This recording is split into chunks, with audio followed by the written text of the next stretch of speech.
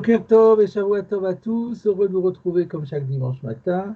Nous reprenons dans la Gemara d'Afnoun Bet Amoud Aleph au bas de la page. Je reprends le passage qu'on avait tout juste démarré pour nous remettre dans le Inyan, c'est plus simple.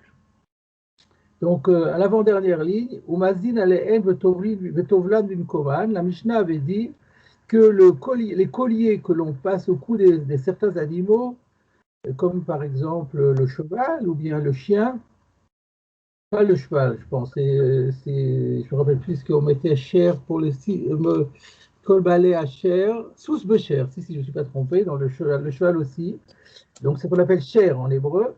On peut alors s'ils ont été rendus impurs, on peut d'impureté les communiquer par un mort, on peut leur faire l'aspersion d'eau lustrale quand ils sont en place sur le cou de l'animal, et idem, s'ils ont été contactés ils ont compté en contact avec n'importe quelle autre source d'impureté, qu'il faut qu'ils aillent au mikvé, on peut laisser le collier au cou de l'animal, jeter l'animal dans l'eau du mikvé, faire en sorte que le collier soit intégralement mouillé, intégralement immergé, et à ce moment-là, ça sera purifié. Et la Gemara est étonnée, elle a dit le même rat devenait Kiboul et Toum Aninou. Est-ce à dire qu'un tel collier qui est fabriqué et conçu pour être porté par un animal est réceptif à l'impureté? Parce que si on parle d'un processus de purification, c'est que ça a été rendu impur. Or, c'est étonnant, Va'atenan, pourtant on a vu dans une Mishnah, que c'est vrai que l'anneau qui est porté par un homme, lui, reçoit l'impureté, c'est clair. Mais par contre, l'anneau qui serait porté par un animal, donc comme le collier par exemple, ou alors un anneau que l'on passerait à un ustensile, ou tout autre anneau, toute autre forme d'anneau, on avait dit que ça vient rajouter des anneaux que l'on pourrait fixer aux portes. Théorot, c'est pur, c'est-à-dire ça ne peut pas devenir impur. Donc on voit ici que un accessoire qui est destiné à un animal ne répond pas aux critères de Kéli, d'ustensile, qui peut recevoir l'impureté. Alors comment la Mishnah peut-elle s'intéresser à la procédure de purification alors qu'il n'y a pas de cas où ça peut devenir impur? Voilà la question de la Gemara. Alors, on a vu la réponse, la première réponse, et on s'est arrêté dessus la dernière fois. Amar Rabbi Yitzhak Napra, Rabbi Yitzhak le forgeron a répondu Bebaïn minoy adam le noy be'ema.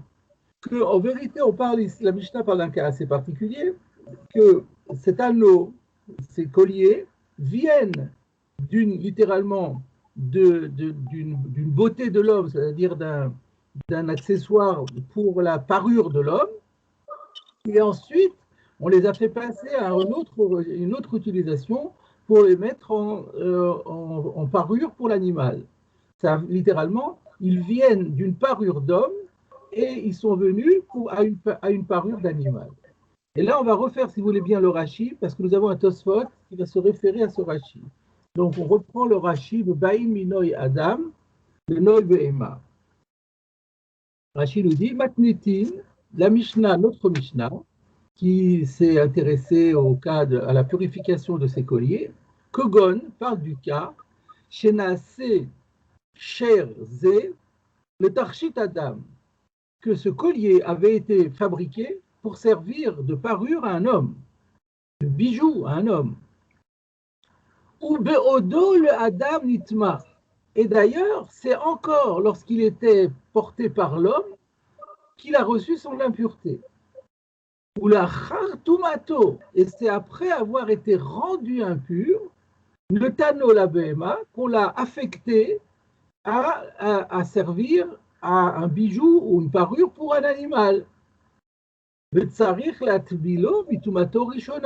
même si maintenant, dans sa nouvelle fonction, il ne peut plus recevoir l'impureté, mais puisqu'il avait déjà été rendu impur, il faut bien le purifier en le trempant, en l'immergeant dans un mikvé, pour lui faire quitter son statut d'impureté.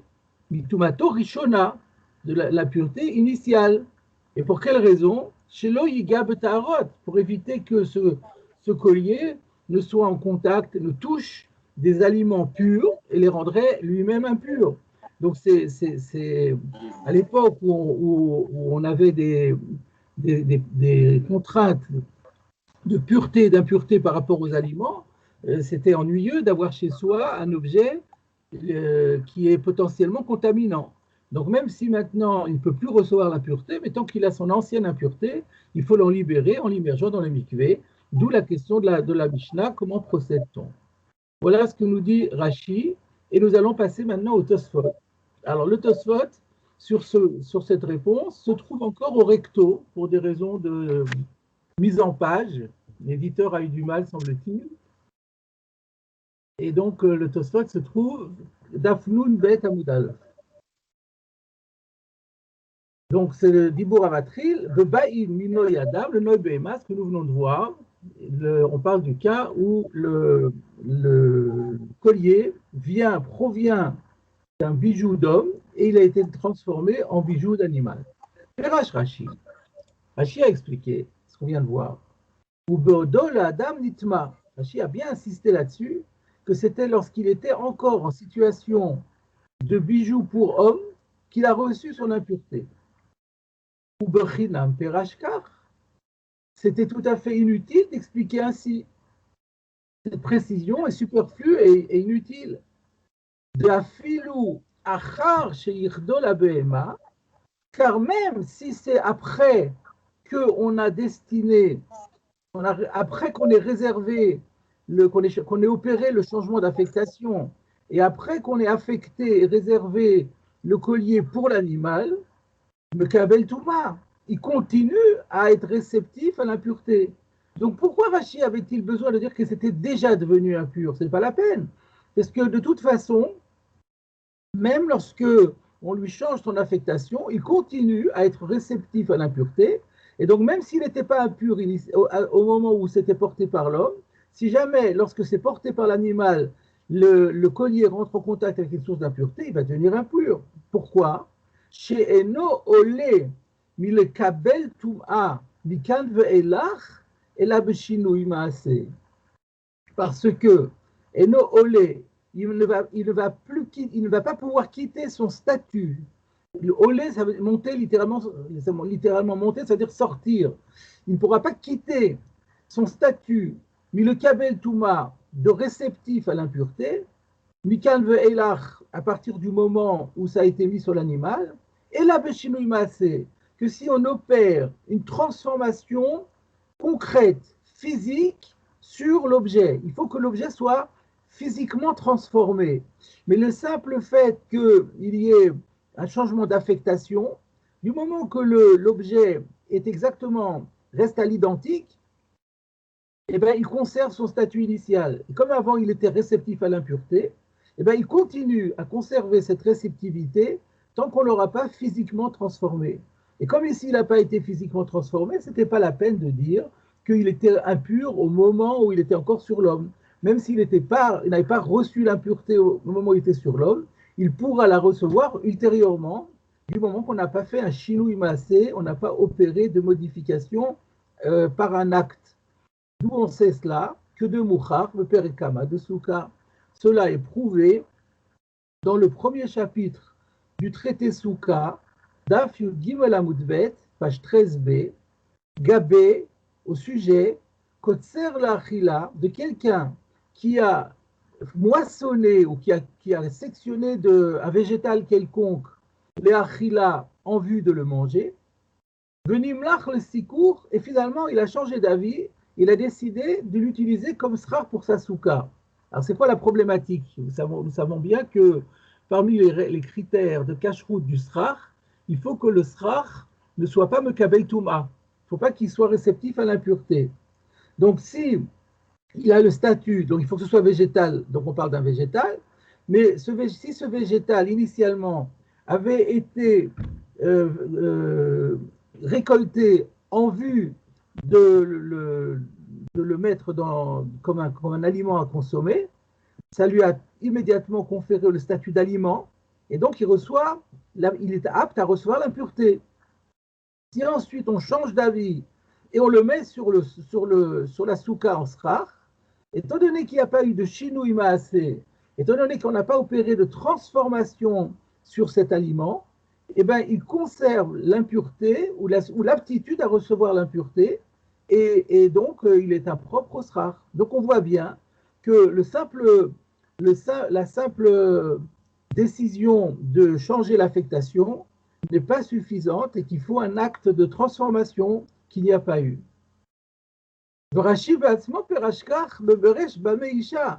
Et c'est d'autant plus étonnant que Rashi lui-même a expliqué de cette façon la Gemara qu'on trouve au début du 6e chapitre de Shabbat, donc on y arrivera prochainement, qui s'appelle Bameh Isha. Donc comment ça se fait que Rashi quelque part se contredit lui-même?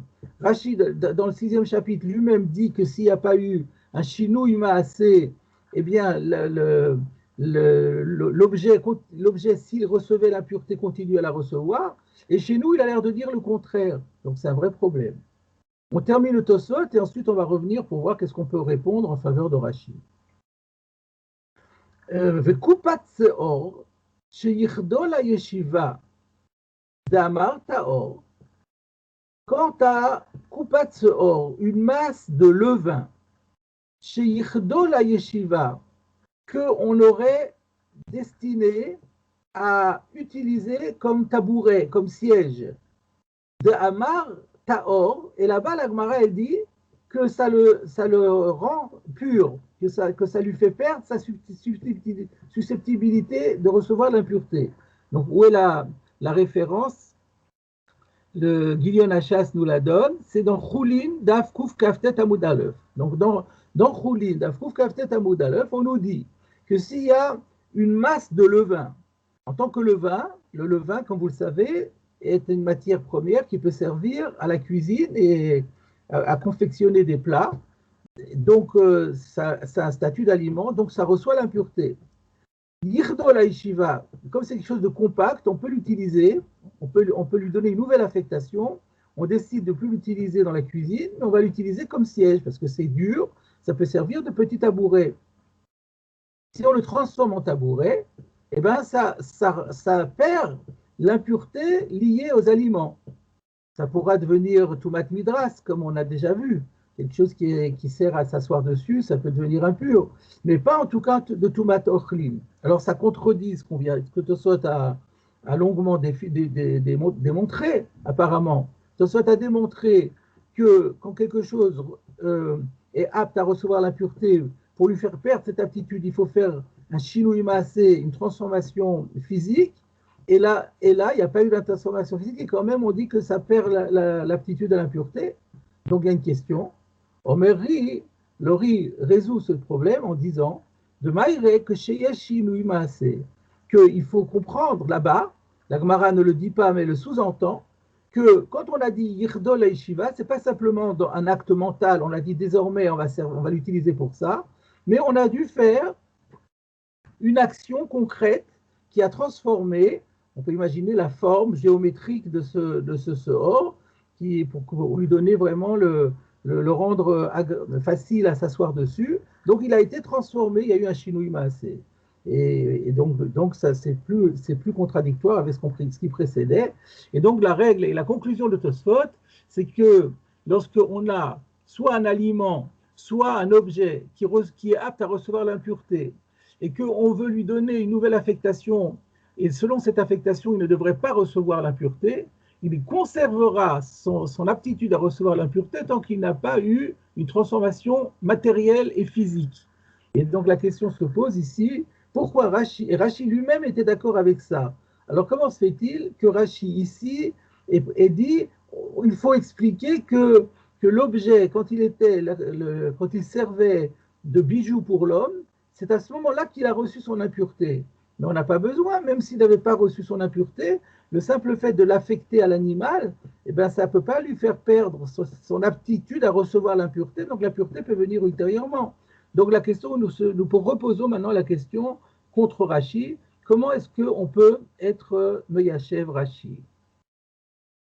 Alors je propose une réponse. Au niveau méthodologie, comment on fait dans ce genre de choses? Donc on commence par étudier les Rishonim sur la Gemara, c'est-à-dire ce que les maîtres du Moyen-Âge ont expliqué dans la Gemara, en espérant que peut-être en voyant un des commentaires des Rishonim, on trouve une idée qui nous permet de dire Rashi avait dit compris comme cela.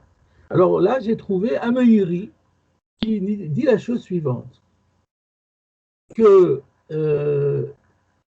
il ne le dit pas très explicitement, mais il laisse entendre que le simple fait de prendre un collier qui servait de bracelet, disons, à une personne, et le poser et l'accrocher au cou de l'animal, ça s'appelle déjà un shinui maasé suffisant. Alors c'est un shinui maasé qui n'est pas total, puisqu'il n'y a pas une modification de l'intégrité, mais c'est suffisant pour lui faire perdre l'aptitude à recevoir l'impureté s'il était encore pur. S'il était déjà impur, alors là, ce n'est pas suffisant. Donc il fait une nuance. Si l'objet est déjà impur, alors le fait de le mettre au cou de l'animal, étant donné qu'en soi, l'objet n'a pas changé, ce n'est pas suffisant pour lui faire perdre l'impureté. Mais si c'est pour simplement, il était pur, et il avait simplement une aptitude à recevoir l'impureté, le fait d'avoir été accroché au cou de l'animal, c'est déjà une transformation qui peut rentrer dans le cadre de Shinui Maasé. C'est-à-dire qu'il y a ici, semblerait-il, deux degrés dans ce qu'on appelle le Shinui Maasé.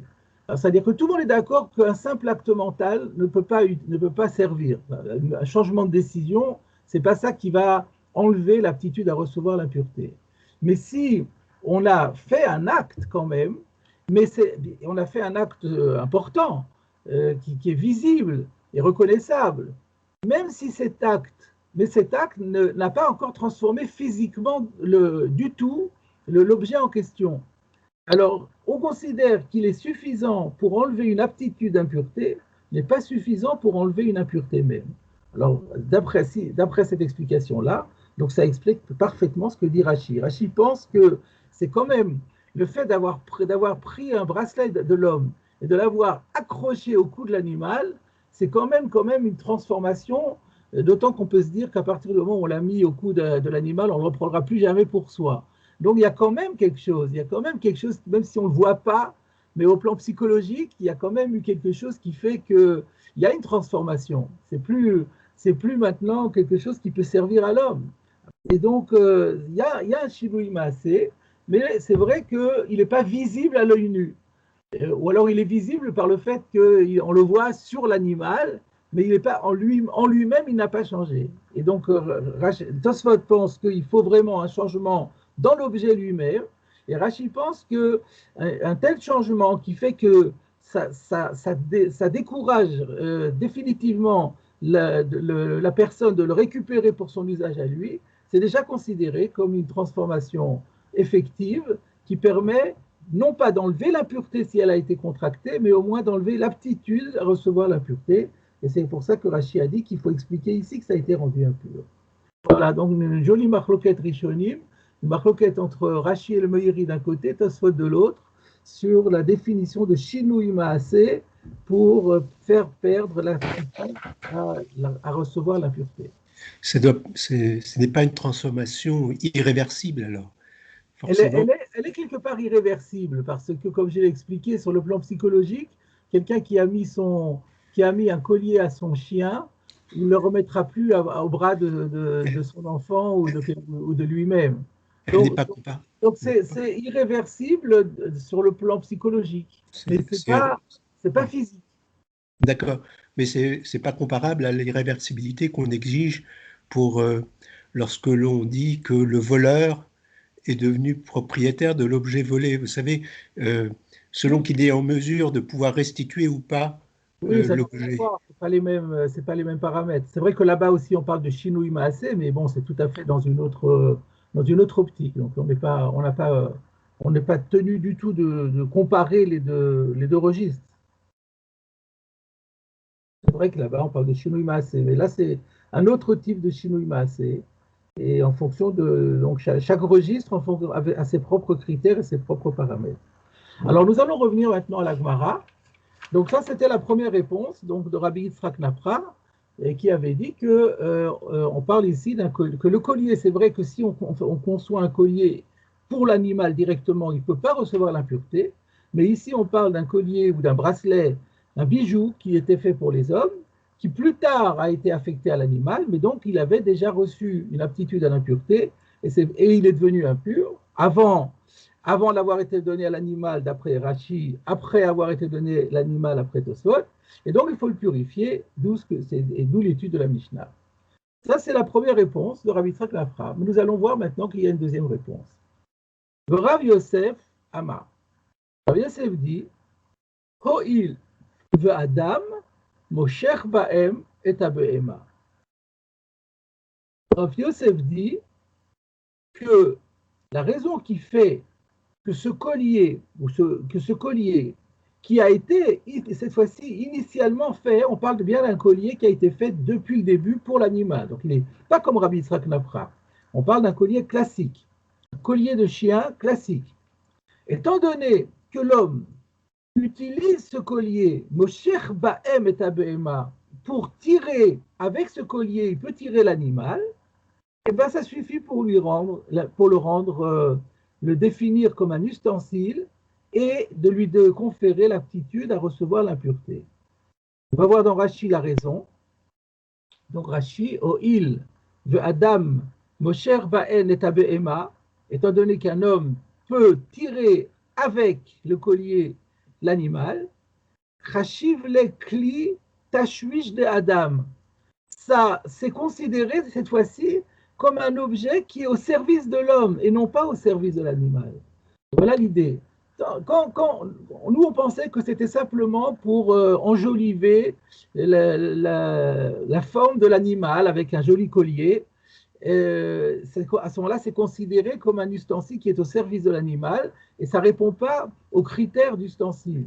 Pour être un ustensile qui reçoit l'impureté, il faut que ce soit au service de l'homme.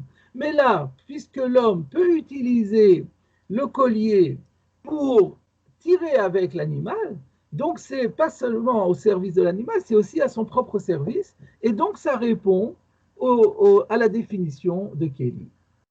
On va continuer là. Il y a ce sujet Rabbeinu Hananel qui est très explicite, on le verra tout à l'heure, mais on va quand même continuer la Gemara d'abord. La Gemara dit Milotania, n'avons-nous pas appris dans une baraïta, le Rochash dit qu'il y a une Mishnah d'ailleurs qui ressemble beaucoup à ça, mais elle n'est pas formulée exactement de cette façon. Alors c'était pour ça qu'il y a écrit Tania. En tout cas, qu'est-ce qu'elle nous dit cette baraïta? Makel shel be'ema shel matechet. Alors un bâton qui sert à l'animal, mais qui est en métal, un bâton métallique. Je ne sais pas si on peut dire ça en français. En général, le bâton, c'est en bois. Mais enfin, on comprend l'idée. Un bâton pour un animal, mais en métal. Mekabel Touma, il peut recevoir l'impureté. Pourtant, il est fait pour l'animal. On va voir dans Rashi. Makel shel be'ema, donc le bâton de l'animal, à quoi il sert? Shirodin bo et gamal, o et anaka. Alors il y a une correction parce que anaka, je crois que c'est le hérisson, c'est pas ça. C'est ce que nous on a vu dans la Mishnah, c'était naaka. Il faut inverser, il y a une inversion des consonnes ici, et c'est pas anaka, le aleph avant le noun, mais le noun avant le aleph. Donc naaka, on a vu que c'est le dromadaire. Donc c'est un bâton qui sert à corriger le chameau ou le dromadaire. Inami, ou alors que encheosin le anig et adov, le genre de bâton qu'on utilise pour conduire les ours, pour les montreurs d'ours qui ont dompté les ours. Ils utilisent une baguette pour les guider. Et donc, ça peut être ça. Donc, soit c'est un bâton qui sert un peu à frapper, à taper sur l'animal, c'est valable pour le chameau, le dromadaire, ou alors on tape pas dessus, mais on l'utilise comme une baguette d'un chef d'orchestre pour indiquer à l'ours ce qu'il doit faire. C'est ça le maquel chez le Behema. Donc Rachid a tenu d'abord à nous expliquer qu'est-ce qu'on appelle maquel chez le Behema. Donc c'est pas exactement comme le cher, c'est pas quelque chose qui est fixé à l'animal. Ou alors il est peut-être fixé à l'animal, remarquez, il est fixé à l'animal, mais l'usage c'est de le tenir en main. Et donc, chez le Matechet, pourquoi est-ce qu'on a dit qu'il faut qu'il soit en métal? Rachid nous dit, Rachid suivant, de Ilou Shel Etz, parce que s'il était en bois, Pshutei Kle Etz, l'homme Kablei Touma. Il y a cette règle que nous avons déjà vue, Pshutei Kli Etz, un ustensile en bois qui est rectiligne, c'est-à-dire qui n'a pas de réceptacle. C'est le cas d'une baguette, il n'a pas de réceptacle. Il ne peut pas recevoir l'impureté. On avait vu que le kli etz a été mis dans la Torah dans le même verset que le sac. Donc de la même façon qu'un sac, c'est quelque chose c'est un récipient, qui a un contenu. Pour que le bois reçoive l'impureté, il faut qu'il soit incurvé pour qu'on puisse y mettre quelque chose à l'intérieur.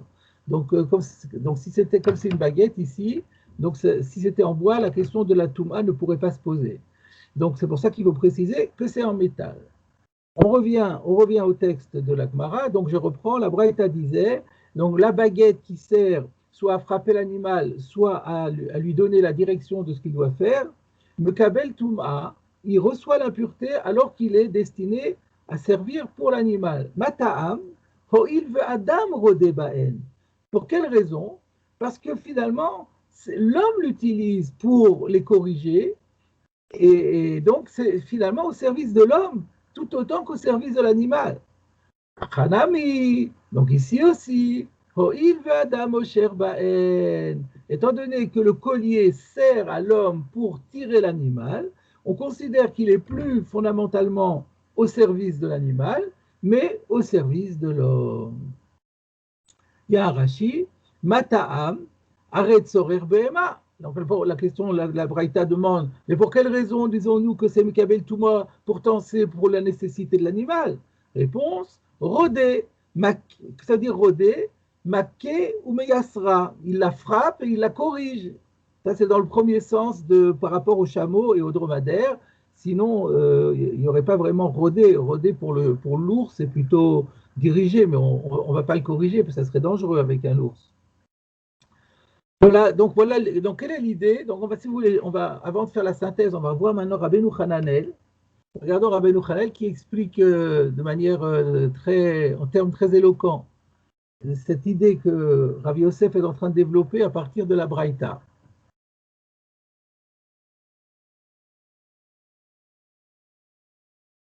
Donc,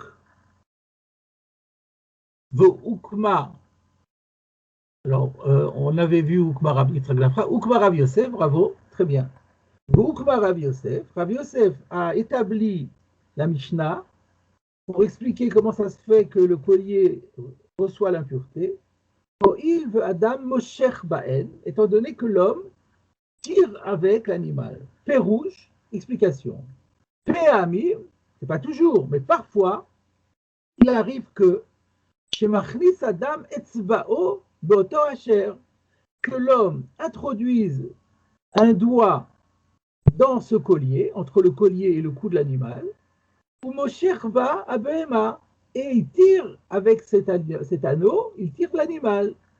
Shenimtset tabaat asuya letzbao shel adam. Si bien qu'on peut dire que cet anneau, il est fait aussi pour servir au doigt de l'homme. Kremo makel be'ema shel matechet temea, c'est à l'exemple de ce bâton qui sert à corriger l'animal qui est en métal et dont on dit qu'il est tamé. Pourquoi? Mipne shemachzika Adam, parce que l'homme le tient dans les mains, vorodeba, et qu'il l'utilise pour corriger l'animal. Donc il y a une notion qui est un petit peu supplémentaire de Rabbeinu Hananel et qu'on ne voyait pas dans Rashi, c'est qu'il faut qu'il y ait un contact physique entre l'homme et cet objet.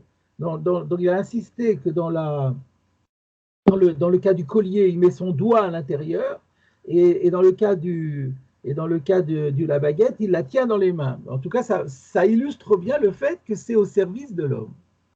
Alors donc, maintenant qu'on a vu ça, on comprend très bien Rabbi Yosef, mais il y a quand même un débat avec Rabbi Yitzhak. Rabbi Yitzhak Nafra, qui a dit Vaïn Mino Yadam Noi Behema, n'a sans doute pas voulu, n'était pas d'accord, il était obligé de dire qu'il fallait pas placer la Mishnah dans un cas particulier. Alors que selon Rabbi Yosef, la réponse de Rabbi Yosef a l'avantage de dire que la Mishnah parle de tous les cas, pas d'un cas particulier, mais dans tous les cas. Donc il y a un vrai débat.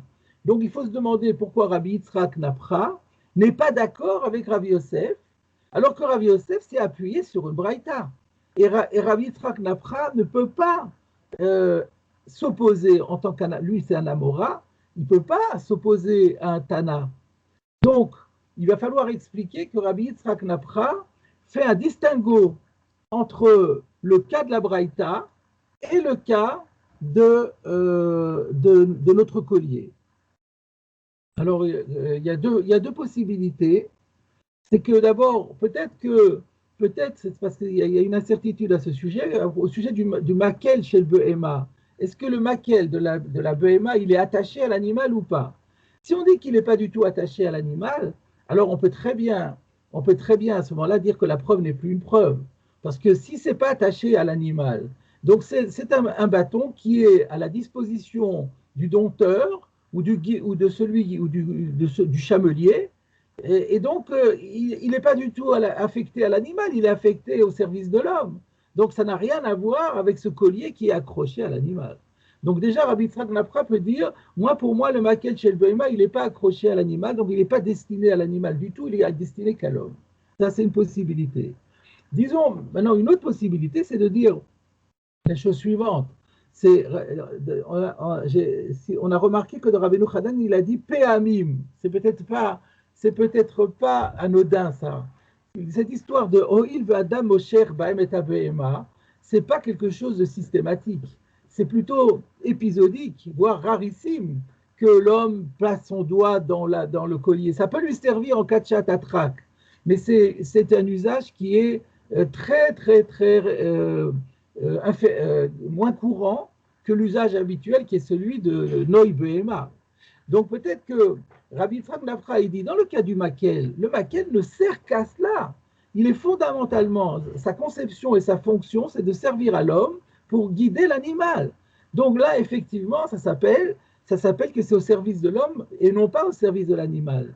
Mais là, nous avons un objet qui est un collier pour l'animal, qui, à la base, il est fait pour enjoliver l'animal, mais qui peut servir accessoirement et de temps en temps à l'homme également. Mais comme ce n'est pas la fonction première, à ce moment-là, ce n'est pas suffisant pour lui conférer le statut au service de l'homme. Et Rabbi Yosef dira, du moment que ça peut servir de temps en temps à l'homme, ça suffit pour lui conférer l'impureté.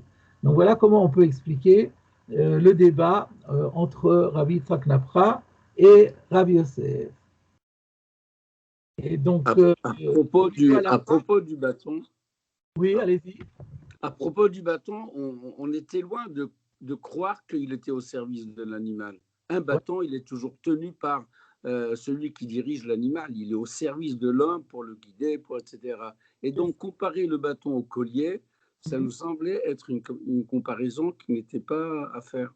Oui, c'est-à-dire vous êtes en train de dire en d'autres termes le deuxième distinguo que je viens de faire. C'est-à-dire que dans le bateau, c'est la fonction première, alors que là, c'est une fonction secondaire, on va dire comme ça. Oui, et donc on se dit, mais comment on peut comparer les deux? Non, alors, le bâton n'a jamais pu être un décor de l'animal. C'est ça. Alors, donc en vérité, d'après ça, Rabbi Yosef, ce n'est pas une preuve absolue qu'il apporte, mais c'est pour illustrer ce qu'il veut dire.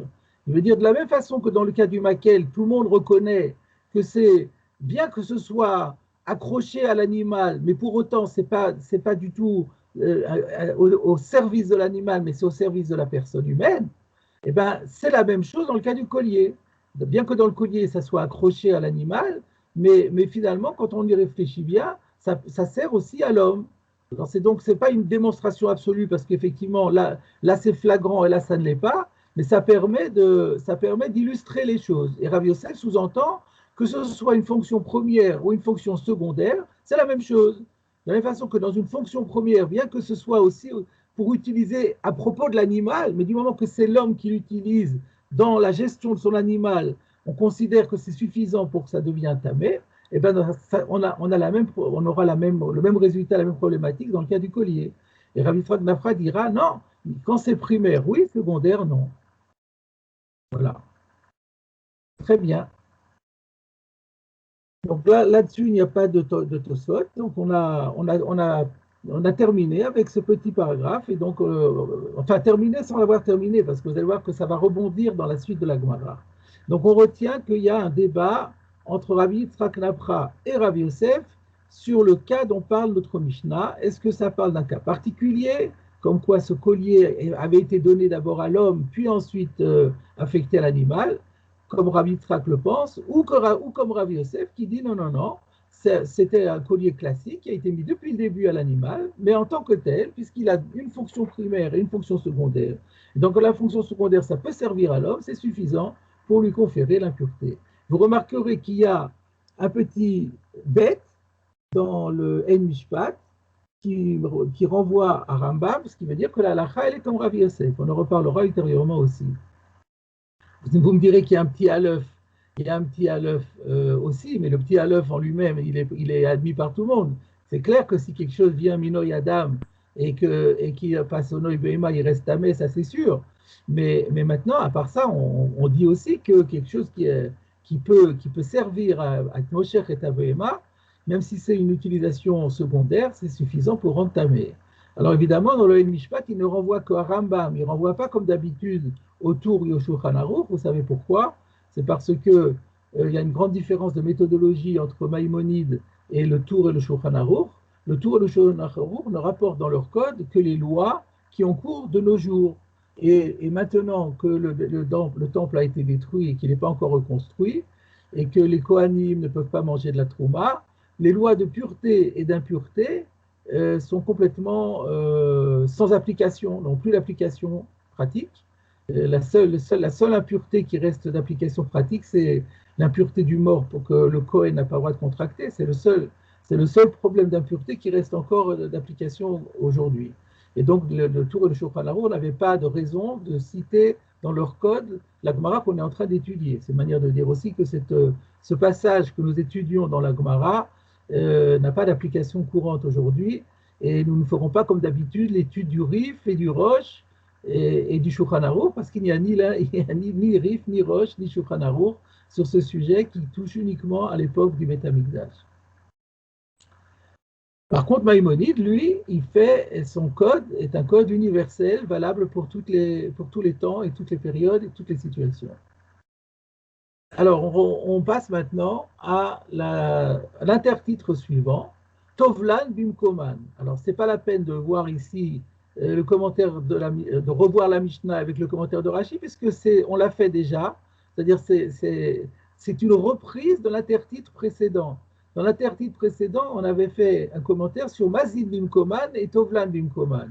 Et là maintenant, semble-t-il, c'est assez rare d'ailleurs, hein, que l'intertitre est répété après avoir déjà été dit une première fois, il est répété une seconde fois. Mais c'est parce que ce sont deux aspects différents qui vont être traités. Donc le premier aspect, c'était, tu me parles de purification, ça implique qu'il y a eu impureté, comment a-t-il pu y avoir impureté? Et là maintenant, visiblement, il va y avoir un autre problème. Alors on va voir de quoi il s'agit. Le Tovlan Bimkoman, donc ça veut dire que, alors je rappelle qu'est-ce que ça veut dire? Ça veut dire que lorsque le collier a besoin d'être immergé dans le mikvé, on n'est pas obligé de se fatiguer à le décrocher du cou de l'animal pour le tremper dans le mikvé. On peut l'immerger dans le mikvé quand il est au cou de l'animal. Il suffit de dire à l'animal d'aller dans le mikvé et de plonger sa tête pour que le collier soit complètement immergé. La Gemara pose une question et elle dit Ve'aïka chatzitza. Ah, mais il y a un problème de chatzitza. C'est quoi chatzitza? Nous savons tous que la règle fondamentale de l'immersion dans le mikvé, c'est qu'il faut que tout ce qui doit être purifié dans le mikvé, ça peut être un objet, ça peut être une personne humaine, eh bien, doit être intégralement mouillé par l'eau. Il faut que l'eau touche toute la totalité de l'objet ou la totalité de la personne. Et s'il y a quelque chose qui empêche l'eau d'arriver, ça s'appelle chatzitza, en français ça fait écran entre le corps qui doit être purifié et l'eau de purification, et ça invalide totalement la purification du mikvé. Et donc c'est le cas ici, semble-t-il, la Gemara elle dit qu'il y a un problème de chatzitza. Alors on va voir dans Rashi à quel niveau la Gemara pense qu'il y a un problème de chatzitza. Regardez Rashi. Vaïka chatzitza, chez Tabaat akavua basher, kavua bo bechozek. Ve'en hamayim nichnasim sham. Alors, traduction. Tabaat, l'anneau, akavua basher, qui est fixé au collier. Kavua bo bechozek. Il est fixé de manière très serrée, très forte. Ben hamayim nichnasim sham, et l'eau n'arrive pas à cet endroit-là. Pour bien comprendre ce Rashi, il faut se rappeler comment Rashi a expliqué dans la Mishnah la configuration du collier. Le collier est en trois pièces. Il y a le collier proprement dit.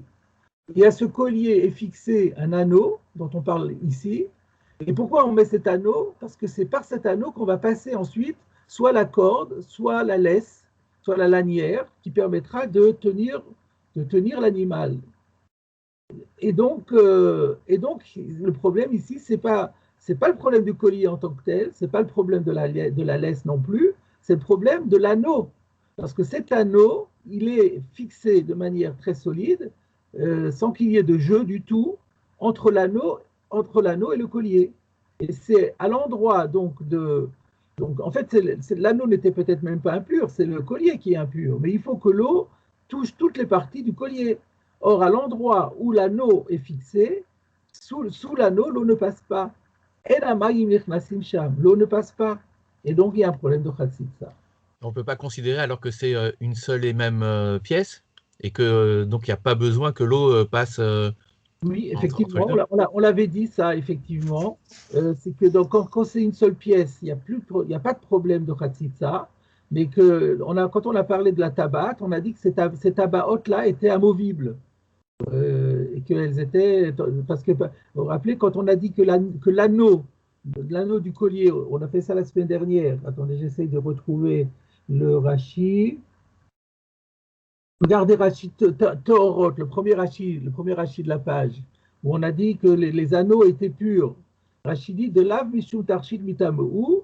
Donc on ne peut pas considérer que l'anneau, là on parle de l'anneau du Kéli, de l'anneau qui sert au Kéli, c'est bien notre cas à nous. On a un Kéli, c'est le collier, et le tabaat, c'est l'anneau qui est accroché au Kéli. Donc on parle de ça. Et donc, on dit que l'anneau est à or. Pourquoi? De l'av mishum tarshit mitamou. On ne peut pas lui conférer le statut de bijou d'un tarshit le kli, parce qu'on ne met pas des bijoux à un ustensile. Ou kli nami lo avu. On ne peut pas non plus considérer que c'est un ustensile. Et la tarshit kli, parce que c'est un bijou au service du keli. Ou miou, c'est ça que je vais vous montrer. Mais toutefois, beodan mechubarot la kli, tant qu'elles sont rattachés au Kéli, mitmou imakli, ils sont rendus, ils restent impurs avec le Kéli, d'aveyad le Kli, parce que c'est considéré comme le manche ou l'anse de l'ustensile, de kolamuchu barlo areu kamou, et donc tout ce qui est rattaché à l'ustensile, il est comme lui. Donc pourquoi je vous ramène ce Rashi? Parce que ça prouve que il y a une situation de be'odan mechubarot et de pas mechubarot. Quand on a dit teorot, c'est parce qu'ils ne sont pas mechubarot, ce qui sous-entend que l'anneau est amovible. Alors effectivement, si l'anneau il n'était pas amovible, il était tout le temps mechubar, alors vous auriez raison, il n'y aurait plus de question de chatzitza. Mais comme on a vu dans le texte précédent que c'est pas comme ça que ça fonctionnait, que visiblement on ne mettait l'anneau, semble-t-il, que lorsqu'on voulait tenir en laisse l'animal, mais quand on ne voulait pas le tenir en laisse, on le laissait libre et on ne mettait pas l'anneau, on ne laissait que le collier libre. Et donc... Oui, mais la Rashi dit quand même que c'est bechozek. Donc ça veut dire que bechozek, a priori, ça veut dire que même si au départ il est amovible, mais comme il l'a forcé pour le faire rentrer, Ouais. il devient moins amovible en tout cas. Non, c'est-à-dire que tant qu'il est en place, l'eau ne peut pas passer. Ça ne veut pas dire pour autant qu'il n'est pas amovible. Parce que vous avez une clé de Shabbat, donc quand vous pouvez enlever la clé ou la mettre, mais quand vous la mettez, c'est très serré. Mais Bechosek, il dit quand même Bechosek, donc ça veut dire c'est forcé. Donc quand c'est forcé, Oui. ça devient quasiment solidaire, quoi. Je veux dire, Ah non, non, mais c'est pas la question. Ça a beau être solidaire dans la mesure où ça peut s'enlever, c'est ça, amovible, même quand c'est quelque chose de très serré, mais du moment que c'est amovible, c'est plus considéré comme un seul ustensile. Vous comprenez? C'est deux choses différentes. Ça peut être amovible et ça peut être, quand c'est en place, ça peut être extrêmement serré. Enfin, ce sont deux notions distinctes. Voilà ce que dit Rashi. Alors, regardez Tosfot. Avant de même de voir la réponse, puisque la question elle est simple, on peut rester sur la question avant de voir la réponse. On va faire déjà l'étude du Tosfot pour voir si Tosfot est d'accord avec Rashi. V'ha'ika chatzitza. Voilà qu'il y a un problème d'écran. Peraj me contraste. Rashi a expliqué. Shetaba'at takua bashir bechosek, que l'anneau est enfoncé dans le collier fortement. Ben amaim nichnasim sham, au point que l'eau n'arrive pas à rentrer là-bas. Gomer ri, et le ri dit, Rabbi Yitzhak d'Ampierre, arrière-petit-fils de Rashi, de tsarich lomar, shepeamim mesirin otan. Ben voyez, c'est exactement ce que nous disions. C'est votre question. Le riz a pensé à votre question. Et donc, il dit, il faut dire, d'après le pshat de Rashi, on est obligé de dire qu'il arrive parfois que l'on enlève l'anneau, et que cet anneau sert à ce moment-là à un autre usage indépendant.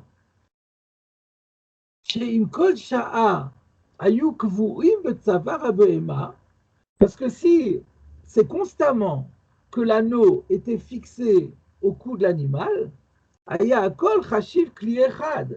ce moment-là, on considère l'ensemble, c'est-à-dire le collier plus l'anneau, comme un seul ustensile. Il n'y a plus de khatsitsa. Donc le riz dit exactement ce que vous dites, et il sous-entend que c'est un petit peu forcé de dire comme ça. Mais on est obligé, on n'a pas le choix. Donc c'est bien qu'il soit fixé fortement, il n'en reste pas moins que de temps en temps on l'enlevait, et on l'enlevait pour un usage différent, parce qu'on en avait besoin pour un autre usage. Alors donc on se disait, ben, on va le prendre et puis on le remettra en place après. Parce qu'effectivement, moi j'ai dit on ne le mettait que pour mettre la laisse, mais en fait finalement c'est plus pratique de le laisser toujours en place. En quoi c'est gênant? Alors il a dû rajouter, il faut dire que des fois on a besoin de cet anneau pour un autre usage, et c'est pour ça qu'on l'enlevait. Mais tout ça c'est un petit peu forcé. Alors c'est pour ça que Tosfot a proposé un autre pshat que Rashi. Mais donc votre remarque, elle était particulièrement justifiée, mais la réponse que j'ai faite, c'est celle du riz. Le Rabbi Porat, Kerash, lui, il a expliqué la Gemara autrement. Le Haïka Chatzitza, il y a un problème d'écran. Pourquoi? Le fichier ou Davouk Betsavar Abema. On ne parle pas du tout de l'anneau, on parle du collier. Mais le collier, il adhère, Davouk, il est collé au cou de l'animal. Donc, donc en fait, la Chatzitza, elle est beaucoup plus simple. C'est que l'eau n'arrive pas à passer entre le cou de l'animal et le collier.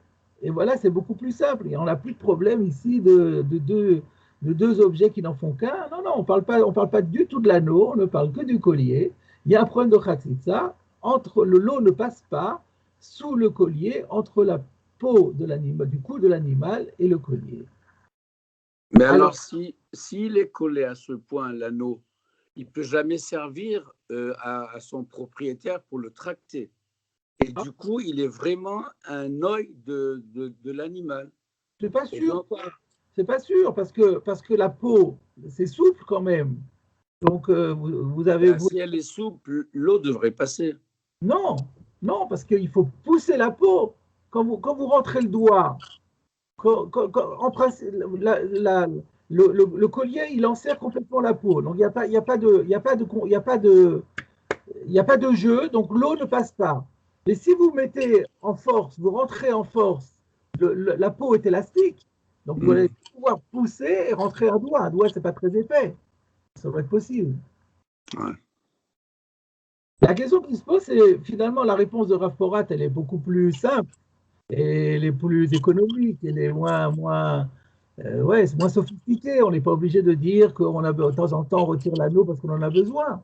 Alors pourquoi Rashi n'a pas voulu dire comme Rav Porat? Voilà la question qui se pose. Si Rashi a sûrement envisagé cette réponse aussi, et il a dû l'écarter parce qu'il y a quelque chose qui ne lui plaisait pas. Alors qu'est-ce qui ne lui plaît pas?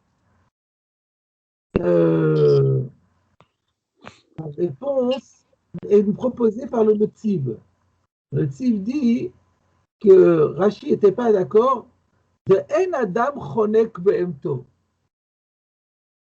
En Adam Chonek Behemto, ça veut dire qu'un homme n'a pas l'habitude d'étrangler son animal. On comprend ce que ça veut dire. Ça veut dire que c'est quand même difficile de dire que le collier était à ce point serré qu'il n'y avait pas de jeu du tout. Parce que si c'est comme ça, c'est pas du tout confortable pour l'animal. Ça l'empêche de respirer. Même s'il va pas mourir, mais quand même, c'est une souffrance. C'est pour le bien-être animal, c'est pas du tout conseillé. Et les gens ne font pas comme cela. Donc voilà la difficulté du Pshat de Rabbeinu Porat, dire que le collier qu'on met sur le cou de l'animal, il est à ce point serré que l'eau ne peut pas passer, c'est un peu forcé et c'est pas convaincant parce que un propriétaire d'un animal, en principe, il fait attention au bien-être de l'animal et il laissera certainement du jeu. Qu'est-ce qui peut laisser un peu de jeu autour du cou? Voilà pourquoi Rashi a préféré dire que c'est pas le problème du collier autour du cou, mais c'est du problème de l'anneau qui est fixé au collier. Voilà, en tout cas, vous avez deux manières d'expliquer la Gemara. Vous voyez que les Rishonim se sont bien cassés la tête pour bien visualiser la Chatzitza. Alors maintenant, on va attaquer la réponse de la Gemara. Donc, je reprends la Gemara.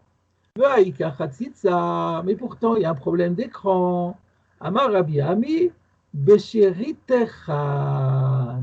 Rabbi Ami dit, la Mishnah parle d'un cas particulier, ou Ritechan. Alors, je ne peux pas expliquer parce que c'est un mot qui n'est pas du tout, c'est un terme très peu utilisé dans la Gemara, et donc on va obligatoirement regarder le commentaire de Rashi pour comprendre de quoi il s'agit.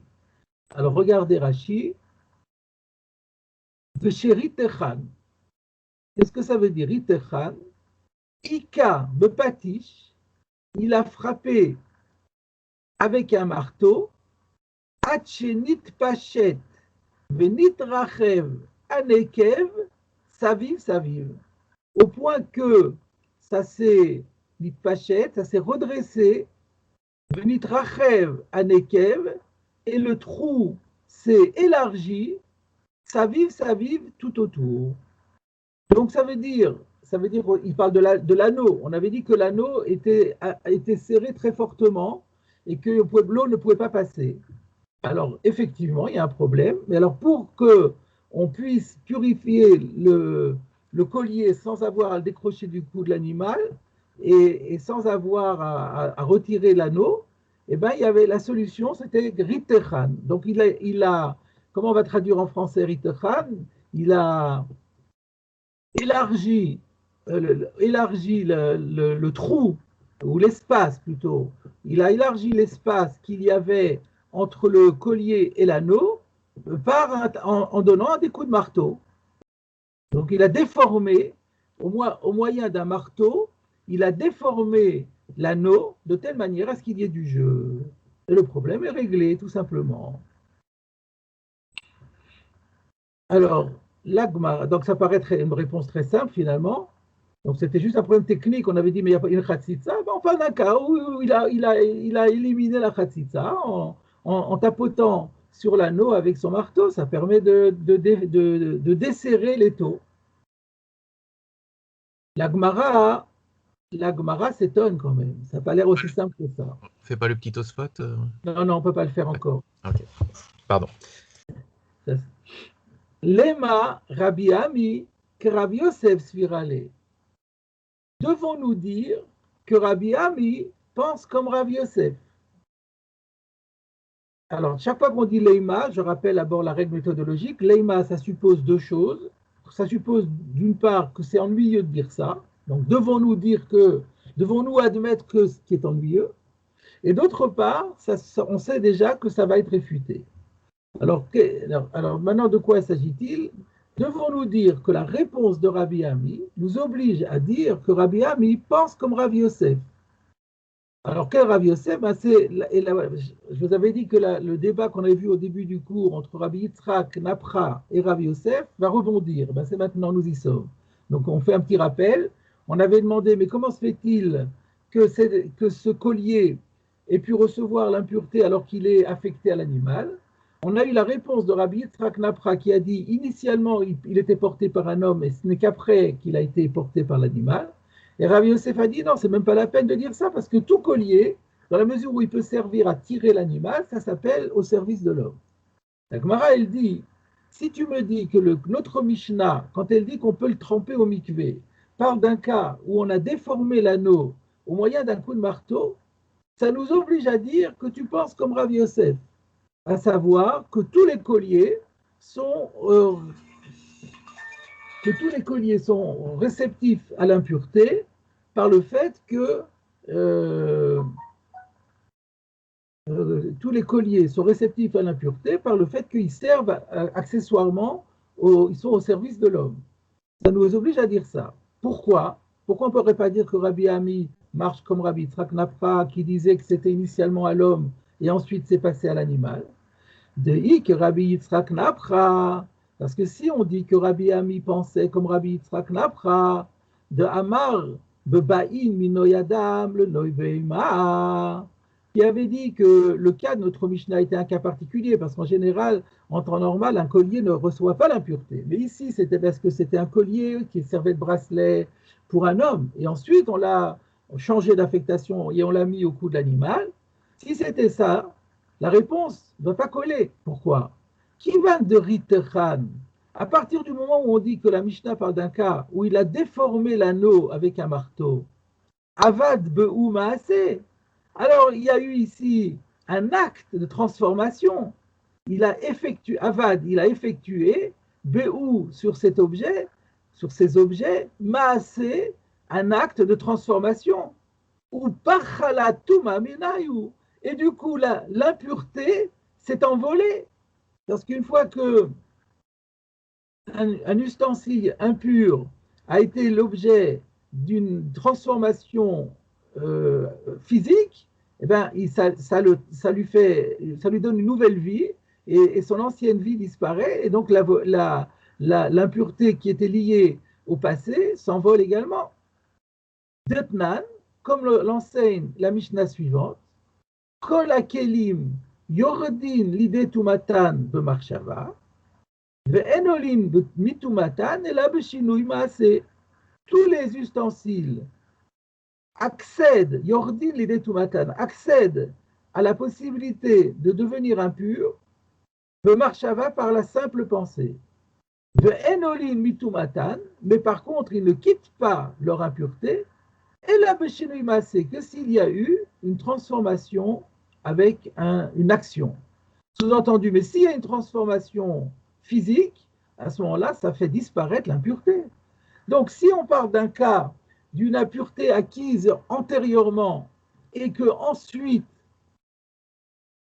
on l'a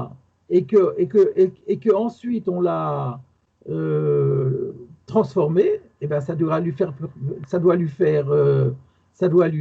quitter son impureté.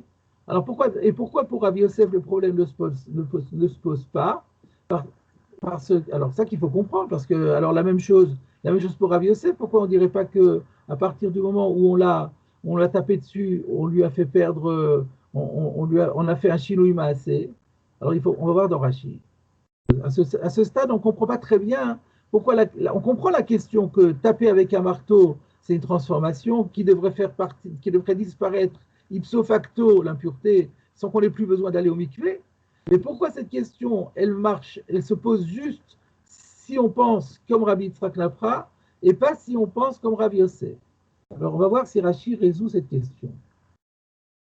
Regardons Rashi, qu'est Rabbi Yosef Svirale? Donc la Gemara disait, devons-nous dire que Rabbi Ami, qui a dit que la Mishnah parlait d'un cas où il a tapoté avec un marteau sur l'anneau pour lui donner une autre forme, qu'il y ait plus de jeu et que l'eau puisse passer, ça nous oblige à dire que Rabbi Ami pense comme Rabbi Yosef. Quel Rabbi Yosef?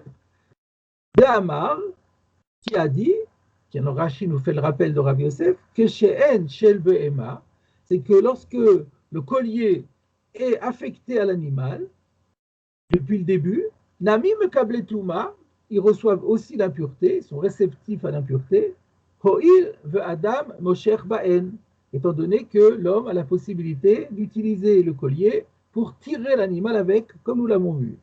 Il kach, c'est pourquoi, kiritechan le'achar tum'a, voilà, Rashi répond à la question. Lorsqu'il a déformé avec un marteau le achar tum'a, après acquisition de l'impureté, akatib miltayu kaime, pour autant, ils conservent encore leur statut. Velo parchat umatan, l'impureté ne s'envole pas. Pour quelle raison? Voilà les trois mots importants. De akati chazou la behema, parce que ça continue à rester apte pour l'animal. Ah, voilà un complément d'information que nous n'avions pas. À savoir que le Shinui Maaseh, ce n'est pas simplement un acte de transformation. Il faut que ce soit un acte de transformation qui le rende inapte à l'utilisation qui était en cours jusque-là. Or Rashi nous dit, ce n'est pas parce qu'on va élargir un peu le trou que fait l'anneau par rapport au collier pour permettre qu'il y ait un peu de jeu et que l'eau passe, que ça ne pourra plus être utilisé sur l'animal. Ça continuera à être utilisé sur l'animal tout aussi bien. Donc il n'y a pas de Shinui Maaseh qui est susceptible d'enlever l'impureté. Donc si on dit que Rabbi Ami va comme Rabbi Yosef, qui dit que la Mishnah parle de tous les colliers en général, alors là on comprend très bien. Par contre, alors voyons maintenant l'opposé, de Ike Rabbi Yitzhak. Par contre, si c'est comme ce que disait Rabbi Yitzhak, de Amar, qui a dit l'homme câblé Tum'a et la Be'odan le Adam, qui a dit que, en fait, un collier ne peut recevoir d'impureté que tant qu'il est affecté à l'homme, et qui sert de bracelet en vérité à l'homme, mais sous-entendu, une fois qu'il sera mis à l'animal, il ne pourra plus recevoir l'impureté. Tum'azu shekiblu be'odan le Adam, cette impureté que les objets ont contractée lorsqu'ils étaient encore au service de l'homme. Kivan de Ritran, à partir du moment où il les a déformés avec un coup de marteau. Meshuv en naim le Adam, à partir de là, c'est plus joli pour l'homme. C'est moche, un objet dont la forme géométrique n'est plus harmonieuse, ça n'est plus utilisable pour l'homme. La clé le ou mitora tarshit. Du coup, ça va perdre le statut de bijou, le taroum et tumatan. Et donc, l'objet va être purifié de son impureté et on n'aura même pas besoin de l'envoyer au mikvé. Donc, si l'anneau était impur et que l'anneau, on veut le purifier, et que pour le purifier, il faut lui donner un petit coup de marteau, et bien à ce moment-là, il devient plus apte à l'homme. Et s'il est plus apte à l'homme, eh bien il perd son impureté. Voilà la question. Donc ça va bien si on dit comme Rabbi Yosef, parce que le coup de marteau ne modifie pas la destination de l'objet. Par contre, si c'est comme Rabbi Yitzhak Napra, le coup de marteau empêche le retour à l'homme et donc modifie définitivement, de façon irréversible, comme vous disiez tout à l'heure, la destination de l'objet et lui fait perdre son impureté. Et donc on a plus besoin d'aller au mikvé. Donc c'est pas possible d'expliquer la Mishnah comme cela. Voilà la question de la Gemara. Donc Leima, et c'est un peu ennuyeux de dire que Rabbi Ami ne pense pas comme Rabbi Yitzhak Napra et qui pense que comme Rabbi Yosef. Réponse de la Gemara. On va s'en sortir quand même. Comme on avait dit Leïma, on savait a priori qu'on trouverait une réponse. Donc la Gemara répond, elle dit Savar la Kerabi Yehuda. Rabbi Ami, donc sous-entendu, Rabbi Ami peut parfaitement être d'accord avec Rabbi Yitzhak Nafra. Et pourquoi il a pu donner son explication? Parce que Rabbi Ami pense comme Rabbi Yehuda. Donc il y a un avis particulier, là c'est un Tana, hein, le Tana Rabbi Yehuda Barilai, qui a une position particulière. Quelle est la position de Rabbi Yehuda? Damar, il dit Maaseh letaken lav maaseu. Une action constructive n'est pas considérée comme une action qui permet de purifier. C'est-à-dire il faudrait une action destructrice. Et là, si c'est une action qui est constructrice, alors ça n'est pas possible de considérer que ça lui fait perdre le statut d'impureté antérieure. Il faut qu'on comprenne pourquoi c'est amasser le taken ici. Mais en tout cas, on va terminer le texte de Tania. D'où savons-nous que Rabbi Yehuda a une telle position? Il y a une braïta qui enseigne. Rabbi Yehuda Omer, Lo Amar Shinui Maase, le Taken, et là le Kalkel. Lo Amar, c'est-à-dire, il n'a été question d'une transformation par un acte que si cette transformation, il a plutôt Lo Amar Shinui Maase, le Taken. On n'a pas parlé de transformation par un acte en vue d'améliorer les choses. Et là, le calquel, mais en vue en vue de les abîmer. Et si ce n'est pas le cas ici, alors ça ne pourra pas être considéré comme un shinui maaseh. Reste à comprendre pourquoi ça ne serait pas un kilkul, puisque on a vu que l'homme ne pourra plus le porter, donc on a fait un kilkul ici. Alors, est-ce qu'il y a un Rashi? Oh, il y avait beaucoup de Rashi. J'ai oublié de lire un certain nombre de Rashi, donc je suis obligé de revenir en arrière. De Ik Rabbi Yitzhak, on avait vu celui-là. De Ik Rabbi Yitzhak, on l'a vu. Donc c'est maintenant Yordin. Donc ça se rapporte à la Mishnah qui disait que donc on avait apporté, donc je refais un petit retour en arrière pour Rashi. Donc la Gemara avait dit que Rabbi Ami ne peut pas aller comme Rabbi Yitzhak Napra, parce que s'il y a eu un shinui maaseh, la touma s'envole. Et à l'appui, on avait apporté cette Mishnah de Kelim qui dit Kol Kelim yordin l'idée tumatan marshava, et c'est là qu'il y a un Rashi. Tous les ustensiles, qu'est-ce que ça veut dire? Que tous les ustensiles deviennent aptes à recevoir l'impureté par une simple pensée. Je n'ai pas expliqué ça encore. Ça veut dire quoi? Comment un ustensile peut devenir impur ou apte à recevoir l'impureté par une simple pensée? Un ustensile, il faut le fabriquer. Donc ça veut dire quoi? On ne comprend pas tellement bien ce que ça veut dire. Regardez Rashi. Yordin l'idée tumatan marshava, me'achar shechishev alav sheyanichenu komot sheu achshav.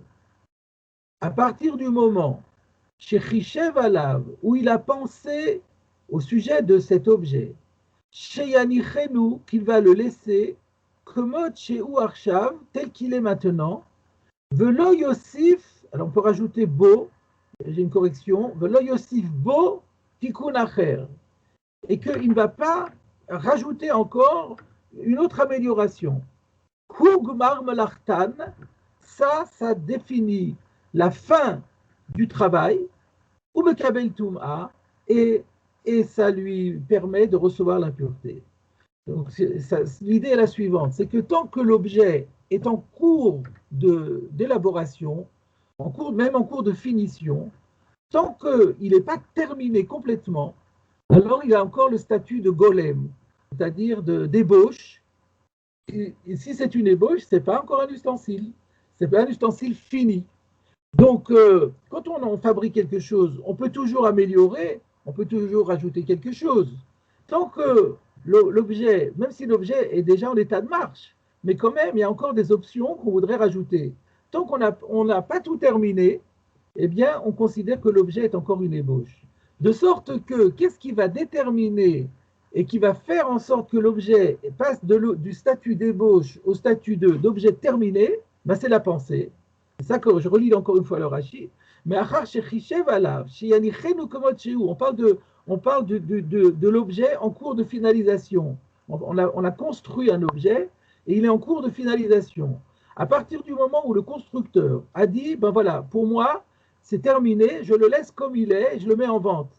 Je ne rajoute plus rien. La pensée définit la fin de l'élaboration du travail de construction, de confection de cet objet. Donc ça lui donne le statut d'ustensile et non plus d'ébauche. Et à partir de ce moment-là, il reçoit l'impureté. C'est comme ça qu'on comprend que la simple pensée permet de devenir apte à recevoir l'impureté, car c'est la pensée qui fait passer du statut d'ébauche au statut d'objet terminé. Par contre, enolin mitumatan, on ne quitte pas la touma par une simple pensée, c'est-à-dire c'est pas en décidant, ben, je ne l'utilise plus pour ça, ça marche pas. Il faut qu'il y ait un maasé. Regardons l'explication de Rashi. De enolin mitumatan, par contre, un objet déjà impur ne va pas pouvoir quitter son impureté par une simple pensée. Alors, quel est l'exemple que Rashi nous donne? Me'achar shechishev ala or, la sotchatiach. Rashi nous donne l'exemple suivant. Après que Chishev, il a pensé à la or sur un morceau de cuir, la sotchatiach d'en faire un tapis. Donc l'exemple qu'il donne, c'est le tanneur, le fabricant de cuir, qui a donc travaillé son cuir, qui a donc une grosse plaque de cuir, et puis il dit, ah ben voilà, ben j'ai fait une carpette, ça va servir de carpette, je le termine, il est terminé, et j'en fais une carpette et je le mets en vente. Donc, dès lors qu'il a pensé que le travail de la peau était achevé, parce qu'il voulait en faire un tapis ou une carpette, il y a Ragli Touma. Automatiquement, la carpette en question devient apte à recevoir l'impureté comme n'importe quel ustensile. Et puis si tout d'un coup il se remet en question, et le fabricant, le tanneur, et il dit mais non, finalement non, c'est pas intéressant, je préfère faire avec ce morceau de cuir, fabriquer des lanières et des chaussures et des sandales. Donc il rechange d'avis, et donc maintenant ça devrait redevenir au stade d'ébauche. L'homme a été Torah de Kli. Eh bien non, ça ne peut pas, par la simple pensée, perdre le statut d'ustensile. Donc accéder au statut d'ustensile, c'est-à-dire de quitter le statut d'ébauche pour le statut d'ustensile, la pensée fonctionne, mais une fois que ça a reçu le statut d'ustensile, on voudrait lui redonner le statut d'ébauche en changeant la classification. Il y a un problème de micro, si vous pouvez fermer le micro, merci. Donc je reprends.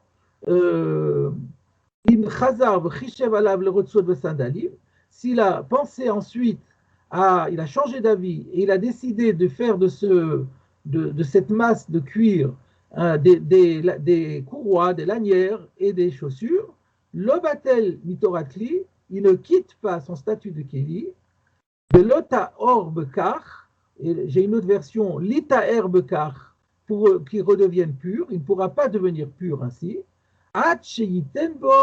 izemel, que lorsqu'il aura commencé à y mettre le couteau, c'est-à-dire qu'il aura commencé à découper le tapis en bandes pour faire des lanières. Alors là, effectivement, lorsqu'il a coupé, lorsqu'il a sectionné son tapis de cuir dans l'intention de fabriquer des lanières, là, oui, là, il y a eu une transformation nette et donc ça perd l'impureté et ça redevient pur. Par conséquent, de Shinui Maaseh, en tout cas, ce que l'on voit, c'est que s'il y a eu une transformation physique par un acte, l'IA, au moins, Olam et Tumato, ça lui fait perdre le statut de Touma. Et donc la question était, et donc dans le cas où on a tapé avec un marteau sur l'anneau, à ce moment-là, ça le déforme, et donc il y a eu un Shilui Maaseh, et ça devrait le purifier. Alors la réponse a été non, pas d'après Rabbi Yehuda, parce que pour Rabbi Yehuda, amasser le taken, ça ne marche pas, il faut amasser le kalkel. Alors c'est quoi amasser le taken? Alors j'ai posé la question ici, mais ici c'est amasser qu'il coule, puisqu'il ne pourra plus l'utiliser pour l'homme. Alors regardez Rashi, le taken, bezu itikuno le tzorer be'ema. Ici, quand il tape dessus, c'est considéré comme un acte constructif, puisque ça va continuer à servir pour l'animal. Donc c'est utile, ça n'est pas destructeur, puisque ça continue à servir pour l'animal, et donc ce n'est pas considéré comme un acte destructeur, mais constructeur. Et donc, Rashi suivant, Lavma Seou, le Libbatel Mitora Keli. Et donc, ce n'est pas considéré comme un acte susceptible de lui faire perdre le statut de Keli. Alors, ça demande une explication là. Qu'est-ce que Rashi nous dit? Rashi nous dit que Rabbi Yehuda dit que ce n'est pas n'importe quel Shinui Maaseh qui peut être considéré, ce n'est pas n'importe quelle transformation physique de l'objet qui peut lui rendre sa pureté. Il faut que ce soit une transformation qui soit destructrice. Et là, en l'occurrence, on dit qu'elle n'est pas destructrice parce qu'elle sert à l'animal. Oui, mais le problème était qu'il était impur en tant que bijou. On va d'après Rabbi Yitzhak Napra, qui avait dit que quand l'objet est pour l'animal, il ne peut pas recevoir l'impureté. Ici, il a été impur parce qu'il était à l'homme. Et on a dit que lorsqu'on le tape avec le marteau et qu'on lui déforme, il ne sera plus apte pour l'homme. Donc, s'il n'est plus apte pour l'homme, c'est vrai que c'est un tikkun pour le BMA, comme dit Rashi, mais c'est pas un kilkul, mais c'est un kilkul par rapport à l'homme. Or, l'impureté, elle était liée à l'homme. Donc, à quoi me sert le fait que c'est un tikkun pour la BMA, dans la mesure où c'est un kilkul par rapport à l'homme? Voilà la question qu'on doit se poser sur Rashi et qui demande une explication. Alors, apparemment, l'idée, c'est la suivante. C'est que Hamas et kilkul, c'est pour ça que Rashi nous a donné l'exemple du cuir. Dans l'exemple du cuir, il avait une carpette et il a commencé à sectionner. Avec une carpette sectionnée, il n'y a plus rien. Il n'y a plus de clé. La carpette, elle est abîmée, donc c'est plus une carpette. Les lanières et les chaussures ne sont pas encore formées, donc il n'y a vraiment plus rien. Ça, c'est un kilkul.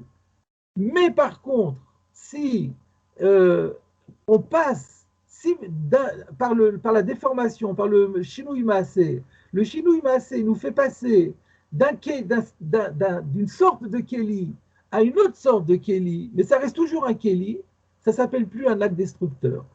Même si le nouveau Keli en lui-même ne reçoit pas l'impureté, mais ça, c'est pas grave.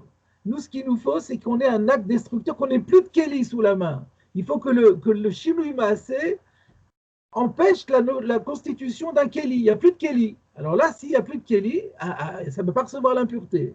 Mais là, on passe d'un Keli à l'autre. Un Keli reçoit l'impureté. En tant que tel, un Keli peut recevoir l'impureté. Bon, là, il est vrai qu'il est destiné à l'animal. En tant que destiné à l'animal, il ne peut pas recevoir l'impureté. Mais c'est quand même un Keli.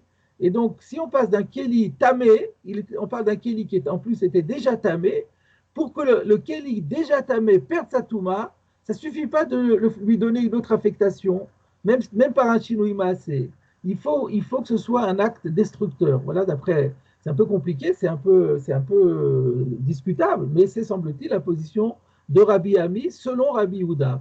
C'est comme ça que Rabbi Ami interprète Rabbi Yehuda, que pour Rabbi Yehuda, quand on a affaire à un objet déjà impur et qu'on veut lui faire perdre son impureté par un Shinui Maaseh, il faut un acte destructeur total, non pas un acte qui lui fait transformer d'un Keli à un autre Keli, mais il faut qu'il soit plus Keli du tout. Comme ici il est encore Keli, ça s'appelle Maaseh le Taken. Et donc en conclusion de la Gemara, Rabbi Ami peut parfaitement penser, il peut penser comme Rabbi Yosef, comme évidemment, mais il peut aussi penser comme Rabbi Yitzhak, parce que même d'après Rabbi Yitzhak, lorsqu'il tapote avec le marteau, même si en le tapant avec le marteau, il ne peut plus, ça devient irréversible pour l'homme, ça ne peut plus être utilisé par l'homme, mais comme ça peut être parfaitement utilisé pour l'animal, il n'y a pas ici d'acte de destructeur suffisant pour lui faire perdre l'impureté. Donc il reste impur, il faut l'envoyer au mikvé. Donc la conclusion, c'est que la Mishnah parle, donc pour résoudre le problème de Khatsitsa, la solution, c'est de dire qu'il l'a tapé avec un marteau, et à ce moment-là, aussi bien la réponse de Rabbi Yitzhak Napra, qui disait qu'on parle d'un ustensile qui avait servi que de bijoux pour l'homme, que ce que Rabbi Yosef qui disait non, que tous les colliers de toute façon reçoivent l'impureté, même s'ils sont posés sur l'animal parce qu'ils servent toujours à l'homme. Dans tous les cas, on expliquera la Mishnah Beritran et on expliquera comment ça se fait que malgré le coup de marteau, ça reste impur et qu'il faut l'immerger au mikvé. On a pratiquement terminé ce Inyan, il reste 3 ou 4 mots, mais qui ont leur importance. Donc on continue dans la Soulia. 3 mots, et après c'est fini.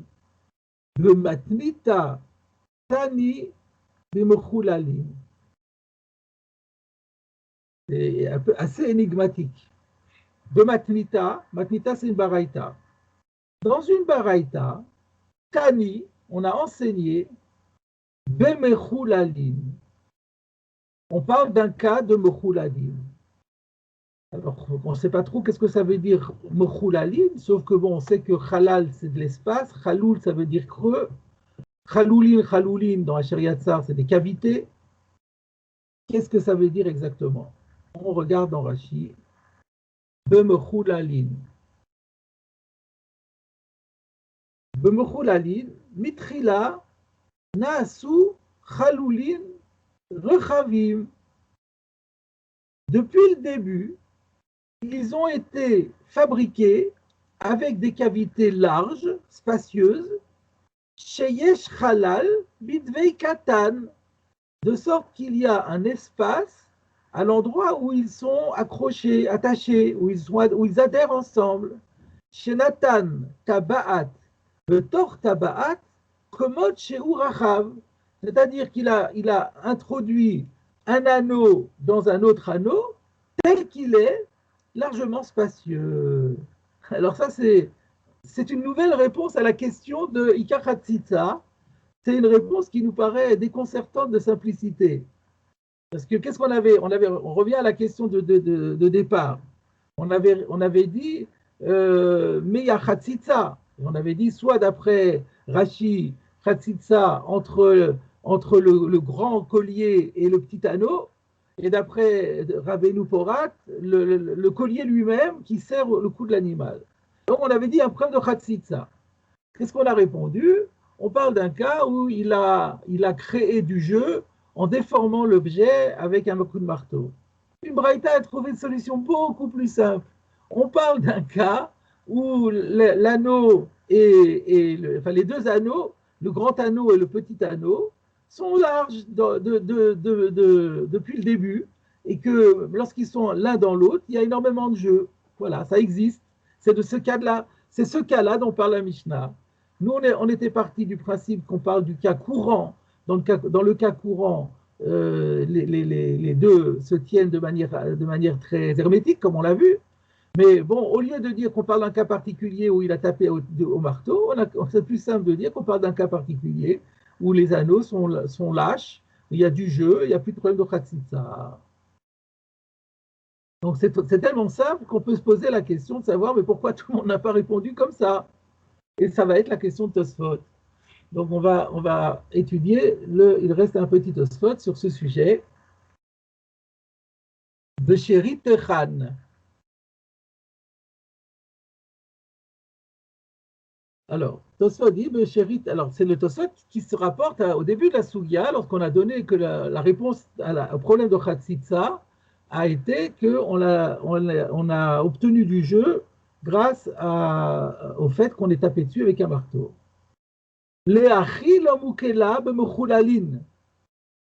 la raison pour laquelle la Gemara, c'est Rabbi Ami en l'occurrence, n'a pas voulu donner l'explication qu'on va voir plus tard dans la Braïta. C'est la raison pour laquelle je n'ai pas voulu faire le Tosfot avant.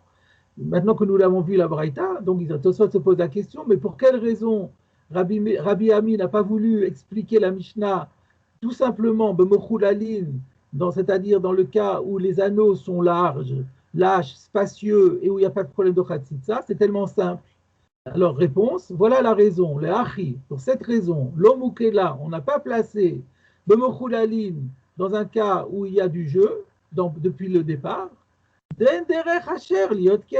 parce que ce n'est pas habituel, donc c'est forcé, c'est pas quelque chose d'habituel. Donc, Rabbi Ami a préféré expliquer la Mishnah dans un cadre classique, dans le cadre d'un collier avec la configuration qui est classique, et c'est plus facile de dire, on parle d'un collier normal, mais néanmoins, on peut éliminer la khatsitsa en tapant dessus avec un coup de marteau.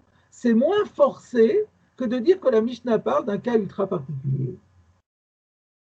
Voilà la réponse proposée par Tosfot. Dans le Tosfot à Roche, il donne une autre réponse. Peut-être que c'est la réponse de Tosfot, elle s'entend la réponse de Tosfot, mais d'un autre côté, on se dit, mais oui, mais si la Braïta l'a fait, si la Braïta est d'accord de le faire, pourquoi Rabbi Ami ne le ferait pas? Donc Tosfot à Roche propose encore deux autres manières d'expliquer pourquoi Rabbi Ami s'est donné du mal, alors qu'il aurait pu répondre simplement comme la Braïta. Alors, première réponse, c'est au nom de Rabbeinu Tam. Rabbeinu Tam a répondu que Rabbi Ami a préféré sa réponse à lui parce que ça nous fait comprendre soit qu'il pense comme Rabbi Yosef, initialement on avait dit mais ça marche que si on dit comme Rabbi Yosef. Alors soit parce que Rabbi Ami effectivement pensait comme Rabbi Yosef et pas comme Rabbi Yehuda, soit qu'il a voulu nous dire qu'il pense comme Rabbi Yehuda, puisque finalement, rappelons-nous que dans la Souvia, donc il n'y a pas de réponse, donc excusez-moi, attention à il y a une seule réponse, c'est que on avait posé la question, si on dit comme Rabbi Ami qu'on tape avec le marteau, on avait dit, mais ça ne correspond pas à l'explication de Rabbi Yitzhak, parce qu'en tapant avec le marteau, ça devrait le purifier de l'impureté originelle, puisque c'est plus apte à être porté par l'homme. Alors on avait dit non, mais d'après Rabbi Yehuda, ça marche quand même. Alors ça veut dire, donc il y a deux solutions. Soit que Rabbi Ami pense comme Rabbi Yosef, soit que Rabbi Ami pense comme Rabbi Yehuda qu'il faut masser le calquel et pas masser le taquel. Et donc c'est peut-être pour cela que Rabbi Ami a voulu nous donner le din de Ritran pour nous faire comprendre, donc non seulement répondre à sa question, mais en plus de ça, soit nous enseigner qu'il prenait le parti de Rabbi Yosef, si on dit qu'il ne pense pas comme Rabbi Yehuda, soit au contraire nous dire qu'il prend le parti de Rabbi Yitzhak Napra, mais qu'il pense comme Rabbi Yehuda. Donc voilà, c'est un peu plus sophistiqué, vous choisirez la réponse qui vous convient. Alors, dernier point à soulever, c'est le Sfat Emet qui pose la question. On voit que la Braïta, elle a dit Mokhulalim. Donc, si la Braïta a dit Mokhulalim, apparemment, ça veut dire que la Braïta n'est pas d'accord avec Ritran. Et pourquoi elle ne serait pas d'accord avec le Ritran? Pourquoi la Braïta? Jusqu'à présent, on s'est posé la question pourquoi Rabbi Ami n'a pas voulu répondre comme la Braïta. Maintenant, posons-nous la question en sens contraire. Pourquoi la Braïta a donné une réponse qui est un peu forcée, qu'on parle d'un cas ultra particulier, d'un modèle de collier qu'on trouve presque nulle part, alors que c'était tellement simple de dire que, comme Rabbi Ami, qu'on parle d'un cas où on a éliminé le problème de Khatsitsa en tapant dessus avec un marteau. Apparemment, la réponse, dit le Sfat Emet, c'est tout simplement, on n'a qu'à dire que la Braïta, elle pense comme Rabbi Yitzhak Napra, qu'un collier, un tabac d'une béhéma, un collier d'un animal ne reçoit pas l'impureté, le fait qu'un homme, de temps en temps, le tire, puisse utiliser le collier pour tirer l'animal, ce n'est pas suffisant. Donc pour lui, on est obligé de parler d'un cas d'un bracelet qui se trouvait initialement affecté à l'homme, et à ce moment-là, ça nous interdit de dire qu'on parle de Ritran, parce que s'il y a Ritran, il l'a purifié, parce qu'il ne pensera pas comme Rabbi Yehuda qu'il faut amasser qu'il coule, même amasser qu'il coule, dans la mesure où ça rend irréversible l'usage pour l'homme, ça devrait déjà le purifier. Alors, ça peut être une réponse très, très, très plaisante, mais alors, le problème du Sfat Emet, c'est qu'on a déjà signalé que le Rambam et tous les poskim, ils sont posés comme Rav Yosef. À savoir que même quand ça un collier qui sert que aux animaux, le fait que de temps en temps un homme puisse utiliser pour son usage ce collier en tirant l'animal, ça suffit pour le rendre impur. Et si on dit que la Braïta, elle ne pense pas comme Rav Yosef, les poskim n'auraient pas dû dire comme la Braïta, comme Rav Yosef, elles auraient dû être posées comme la Braïta. Donc la réponse qu'on a donnée, c'est pas bonne. Et la question revient. Alors pourquoi la Braïta n'a pas voulu donner l'explication de Ritran? Alors on peut répondre à ça.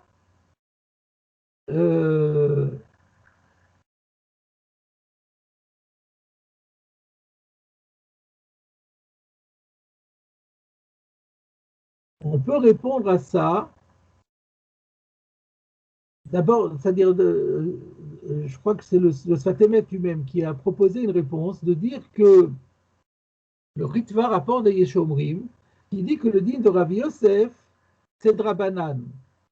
C'est-à-dire que le fait de dire que Adam Osher Ba'em et Abe'ema, c'est pas Midoraita, c'est pas suffisant pour donner l'impureté au l'ustensile. Parce que comme on l'a dit, c'est tellement rare comme utilisation, c'est pas considéré comme une utilisation basique qui peut rendre l'impureté de la Torah.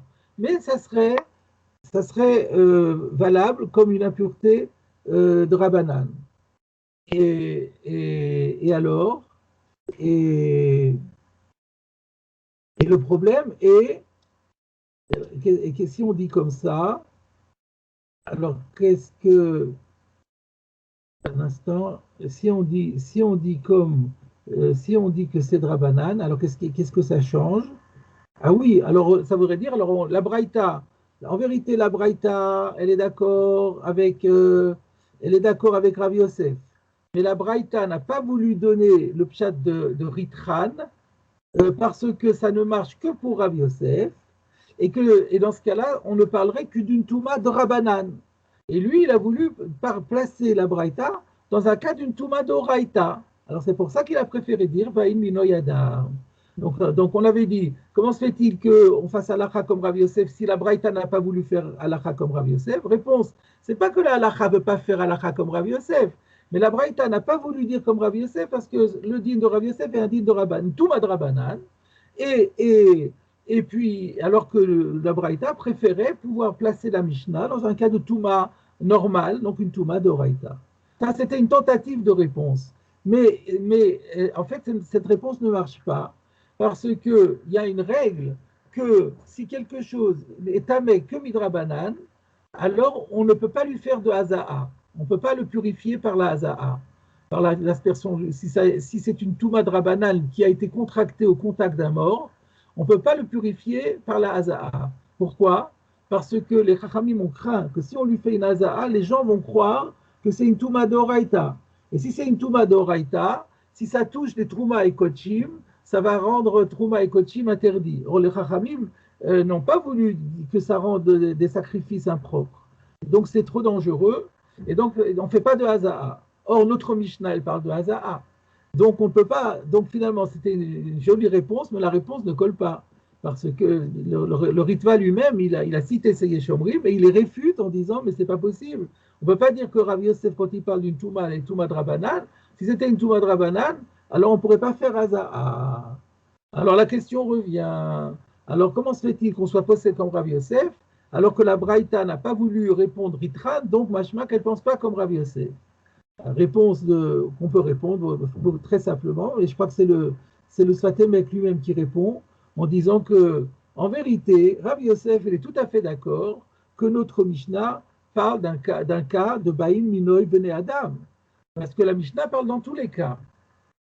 Donc, Rav Yosef, il n'a pas restreint. Quand Rav Yosef dit « Oh, il va Adam Osher Baem et Abeema », il est d'accord, bien sûr, qu'on peut parler aussi du cas où Baïn Minoï Adam. Mais ce que Rav Yosef dit, c'est qu'on n'est pas obligé de restreindre la Mishnah au cas de Baïn Minoï Adam. Ça peut être aussi un cas de Adam Osher Baem et Abeema.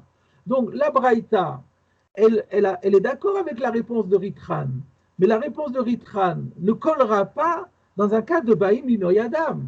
Donc, on aurait pu penser que la Mishnah ne peut pas parler d'un cas de Baïm Minoyadam, parce que dans ce cas-là, dans un cas, en d'autres termes, dans un cas où le collier en question qu'on veut purifier appartenait initialement à un homme, l'idée de la Mishnah de le tremper avec l'animal dans le mikvé ne sera pas exploitable parce qu'il y a un problème de Khatsitsa.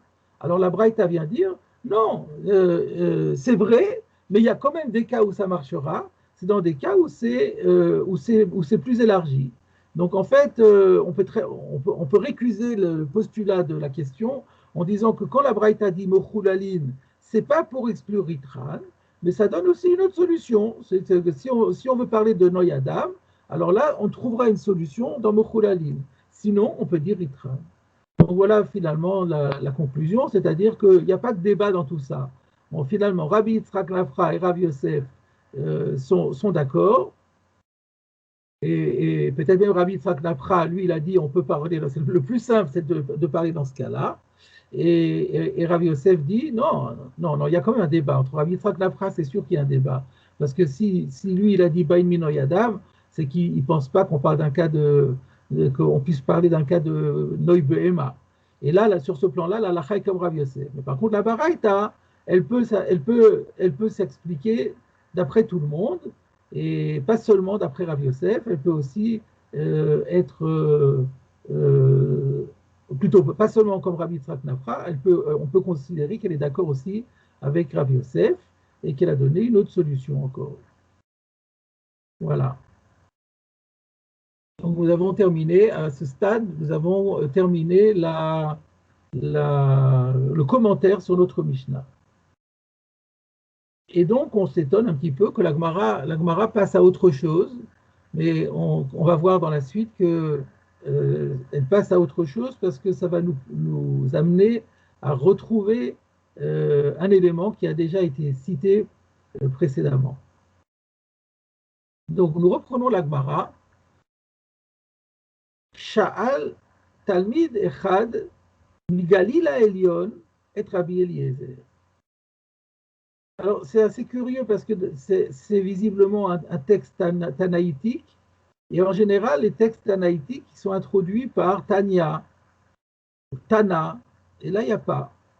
Mais bon, on voit bien que c'est écrit en hébreu, donc c'est pas de l'araméen, et ça met en jeu Rabbi Eliezer qui est le Talmid de Rabbi Yochanan ben Zakkai, donc c'est un Tana très ancien, donc c'est nécessairement un texte tanaïtique. Et d'ailleurs, là aussi c'est une deuxième problématique, c'est qu'il y a un texte presque identique dans la Tosefta, mais on ne sait pas non plus la Tosefta parce qu'il y a des modifications dans la formulation. Je vais vous donner un exemple. Ici, il y a écrit Sha'al Talmid Echad Migalil Elion. Il y avait un disciple qui venait originaire de Haute-Galilée et qui a posé une question à Rabbi Eliezer le Tana.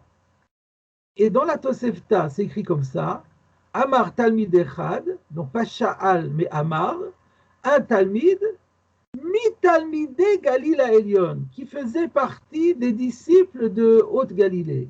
Donc notre Braïta, elle contracte. Dans la Tosefta originelle, c'est un Talmid il y avait plusieurs groupes. Rabbi Eliezer avait plusieurs groupes d'élèves. Il avait tout un groupe d'élèves qui venaient de Haute-Galilée, et c'est un de ces élèves qui a posé la question. Et là, on a simplifié, on a dit voilà, il y a un Talmid de Haute-Galilée qui a posé la question. Donc voilà, c'est des petits détails, mais je ne sais pas très bien rendre compte du fait pourquoi il n'y a pas écrit Tana ou Tania, je ne comprends pas pourquoi, et pourquoi on n'a pas pris exactement, on n'a pas cité mot pour mot la Tosefta. Est-ce que ça veut dire qu'il existait une autre version de la Tosefta? Je ne sais pas répondre à ces questions, mais c'est des questions qui sont relativement mineures, ça ne change pas, rien au fond, c'est des questions de forme. Alors, quelle a été la question posée par l'élève à Rabbi Eliezer? Shamati Shecholkin ben tabat le tabat. J'ai entendu qu'il y a des différences à faire, sous-entendu au plan halachique, entre des anneaux, entre différents anneaux, qu'il y a des différentes catégories d'anneaux dans la halacha. Sous-entendu, est-ce que c'est vrai ou pas? Rashi, Shecholkin, C'est-à-dire quoi, cholkin? Parce que le mot cholek a différents sens. Yesh chilouk. Donc ici, Rachid nous dit cholkin dans le sens qu'il y a des distinguos, il y a un distinguo à faire, au niveau des halachot de ces anneaux. Alors Rachid dit, c'est pas exactement comme j'ai dit, c'est pas que je voudrais savoir si c'est vrai, mais je voudrais savoir quelle est la distinction. Donc la question est, j'ai entendu dire qu'il y a des distinctions à faire entre les anneaux, mais je ne sais pas de quelle distinction il s'agit. Voilà la question qu'il lui a posée. C'est quoi la différence qu'il convient de faire entre anneau et anneau? Revenons à la Gemara. Amarlo, Rabbi Eliezer lui répond, Shema lo shamata ela le'inyan Shabbat. Peut-être que ce que tu as entendu ne concerne que les lois du Shabbat. Sous-entendu, oui, dans les lois du Shabbat, il y a une distinction à faire au niveau il y a deux types d'anneaux. De il inyan tum'a, parce que si c'était par rapport à l'impureté, sous-entendu que l'autre croyait que c'était dans les lois d'impureté, il a dit non, dans les lois d'impureté, davda chada'i, ça et ça, c'est la même chose. C'est-à-dire, en d'autres termes, Rabbi Eliezer lui dit, toi tu pensais que dans les lois de l'impureté, on fait des différences entre des catégories d'anneaux, ben tu te trompes. Au niveau impureté, il n'y a absolument pas de différence entre les anneaux. Par contre, c'est sans doute que tu as mal entendu, parce qu'il y a effectivement des distinctions à faire entre anneaux, mais pas dans le registre de l'impureté, mais dans le registre du Shabbat. Voyons le commentaire de Rashi. Et là, le Inyan Shabbat, que par rapport au Shabbat. Le Inyan Otsaat Shabbat, Rashi précise, c'est en fait par rapport à porter dans le Reshut Harabim le jour du Shabbat. Là, on fait une différence entre les anneaux. De quoi il s'agit? Yesh Chiluk, Ben Yesh Alea Chotam, le She'en Alea Chotam, le Kaman, Beperek Bameisha. Il y a une différence à faire entre une bague qui porte un sceau et celle qui ne porte pas de sceau, comme on le verra plus loin dans le Perek Bameisha. Donc on verra ça quand on arrivera, c'est dans cette page à partir de maintenant, mais je vous dis déjà de quoi il s'agit. Dans la Mishnah, on dit que les femmes n'ont pas le droit de sortir avec des bijoux parce que on a peur que quand elle rencontre une amie et que cette amie aperçoit ce bijou, elle lui dit « Oh là là, t'as un beau bijou, montre-le-moi » et qu'elle l'enlève pour le lui montrer et qu'ensuite elles oublient toutes les deux que c'est Shabbat, elles se mettent à marcher et elle tient en tenant dans la main l'objet en question. Et donc c'est interdit par les Rabbanan, mais mina Torah, il n'y a pas de Issour, parce que un bijou est considéré non pas comme un fardeau, mais comme quelque chose qui fait partie de la tenue vestimentaire et qu'on a l'habitude de sortir avec, et donc c'est pas considéré comme porté. Par contre, alors ça c'est valable pour les bagues. Une bague en général, c'est donc un bijou, et donc mina Torah ne pose pas de problème, et les Rabbanan ont interdit. Par contre, s'il y a un chotam, s'il y a un sceau par-dessus, le sceau servait à l'époque à cacheter les missives qu'on envoyait par des émissaires et pour ne pas que les gens puissent voir ce qu'il y avait à l'intérieur du pli. Alors ça, en général, les femmes n'avaient pas du tout l'habitude d'utiliser des sceaux. Et donc, c'était pour eux considéré non plus comme un bijou. Et donc, si elles le portaient, ça devenait un fardeau et c'était assour d'oraïta.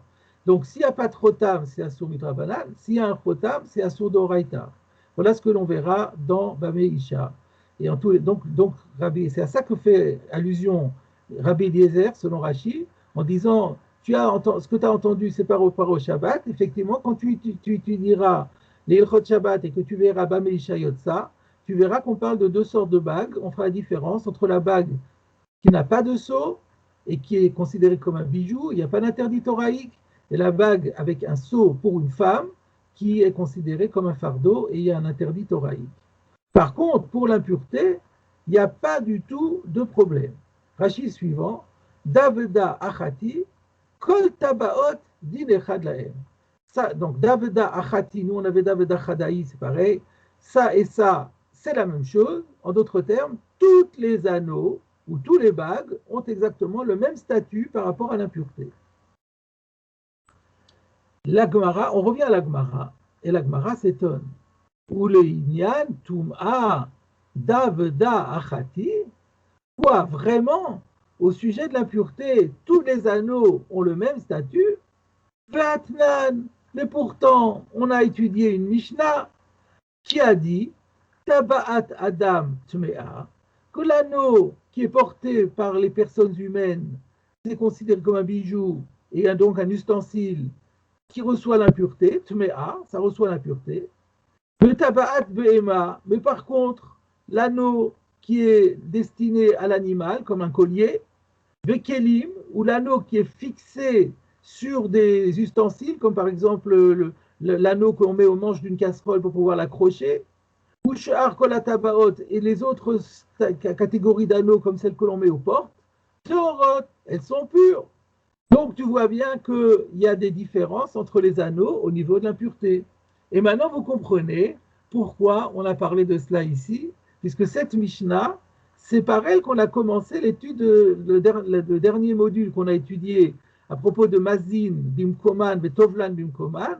On avait commencé la Souria en disant, la Mishnah laisse entendre que ça peut être purifié. Donc si ça peut être purifié, c'est que ça peut devenir impur. Et donc on parle ici d'un anneau, d'un animal. Mais pourtant, il y a une Mishnah qui dit que les anneaux des animaux ne reçoivent pas l'impureté. Donc c'était cette Mishnah-là de laquelle on était parti. Donc maintenant on comprend, c'est le derrière de la Gemara, c'est que puisque j'ai cité une Mishnah, en passant, puisque on va faire une petite digression, puisque déjà nous avons cité cette Mishnah, nous allons citer une Braïta qui semble la contredire pour essayer de comprendre, d'aller au plus profond des choses. Et ceci est d'autant plus compréhensible qu'il s'agit ici d'une Mishnah du Seder Taharot, et que nous savons qu'il n'y a pas de Talmud Babli, ni de Talmud Yerushalmi sur le Seder Taharot, à part la Masechet Nida, qui a bénéficié d'un Talmud Babli, mais tous les autres traités du Seder Taharot, il n'y a pas de Talmud Babli. Alors quand il n'y a pas de Talmud Babli, alors la Gemara, quand elle trouve une occasion de prendre une Mishnah de ce Seder pour pouvoir quand même la clarifier, elle se saisit de cette occasion, et c'est le cas chez nous. Donc maintenant, on comprend qu'il y a une contradiction entre notre Mishnah qui disait qu'il faut faire la différence entre la bague portée par les personnes et les anneaux qu'on trouve sur les animaux ou sur les ustensiles, alors que Rabbi Eliezer dit, au niveau de l'impureté, Davda, Khadaï, tout se vaut. Donc c'est une contradiction. Réponse de la Gemara, on continue. Qui kamarle iunami de Adam kamarle. Ben effectivement, il n'y a pas de contradiction. Il faut comprendre que lorsque Rabbi Eliezer a répondu à son élève, il ne parlait que des bagues portées par les personnes. Et c'est-à-dire que sous-entendu, l'élève lui avait dit, j'ai entendu qu'on fait des distinctions entre les bagues portées par les personnes. Et là, il lui dit, au niveau du Shabbat, tu as raison, puisqu'il y a bague avec sceau et bague sans sceau, mais au niveau de l'impureté, toute bague a le même statut. Est-ce qu'il y a Rashi là-dessus? Non, là, il n'y a pas de Rashi. Alors, on continue. La Gemara remet en question. Ou de Adam, Daveda, Achati. Est-ce que vraiment, au niveau des bagues portées par les personnes, hommes ou femmes, il n'y a pas de différence entre les types de bagues, comme tu veux le faire dire à Rabbi Eliezer? Tanya. Et pourtant, voilà une baraïta qui va dire le contraire. Et qui nous dit, Taba'at, Sheitkina, Lachgorba Motnav. Donc, un anneau qu'il a préparé, façonné, l'Argorba Motnav, pour l'utiliser pour ceindre ses reins, donc c'est-à-dire pour mettre à sa ceinture. Ou le Kacherba Ben Ketefav, ou alors pour attacher entre ses épaules. Théora, ces tabaotes-là, ces anneaux-là, ne peuvent pas recevoir l'impureté, ils sont toujours purs. Velant Amrut Mea, Et donc, quand on a parlé de bagues impures, on ne l'a dit, et là, chez l'Etzba Bilvad, que pour les bagues, ce qu'on appelle des bagues, pas des anneaux, mais des bagues, c'est-à-dire qui sont portées au doigt. Donc, les bagues portées au doigt, oui, sont impures, mais les anneaux qu'on peut utiliser dans sa manière de s'habiller, soit pour accrocher à sa ceinture, soit pour accrocher entre ses épaules, on va voir dans Rachi exactement de quoi il s'agit, ça reste pur. Donc tu vois que même au niveau des tabaot, des anneaux utilisés par les hommes et les femmes, on fait des différences. Et comment Rabbi Eliezer a-t-il pu dire qu'au niveau des hommes et des femmes, il n'y a pas de différence? Maintenant, il faut faire une petite pause pour essayer de mieux comprendre quel est l'usage ici de la tabaat pour se ceindre les reins ou pour accrocher entre les épaules. Regardons Rashi. Chez Itkina, l'Argorba Motnav, donc on parle d'un anneau qu'on a façonné pour se ceindre les reins.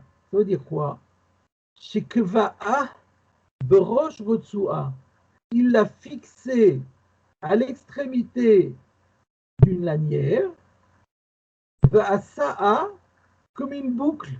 Il a fait comme une sorte de boucle. Chez Osin, la Sragin chez Soussim, comme la boucle que l'on fait au harnais des chevaux. Alors moi, je ne sais pas très bien qu'est-ce que c'est que les harnais des chevaux, mais je comprends très bien qu'il y a une boucle au bout de la ceinture, parce que la ceinture, elle va rentrer dans la boucle. Donc c'est la boucle, apparemment, c'est la boucle la partie métallique de la ceinture qui permet d'attacher la ceinture. Et donc, on verra pourquoi c'est Tahor. C'est étonnant que ce soit Tahor. Deuxième cas, Velikshorba ben Ktefav. Comment l'anneau peut-il servir à attacher entre les épaules? Rashi dit Batei Zoro Otav. Batei Zoro Otav, ce sont les manches qui sont sur les bras. Brassière, c'est-à-dire c'est une brassière qui se ferme dans le dos. C'est-à-dire qu'il y a deux manches pour mettre le bras droit et le bras gauche, et ça se ferme derrière. Il y a une brassière qui se ferme dans le dos en mettant une sorte d'agrafe.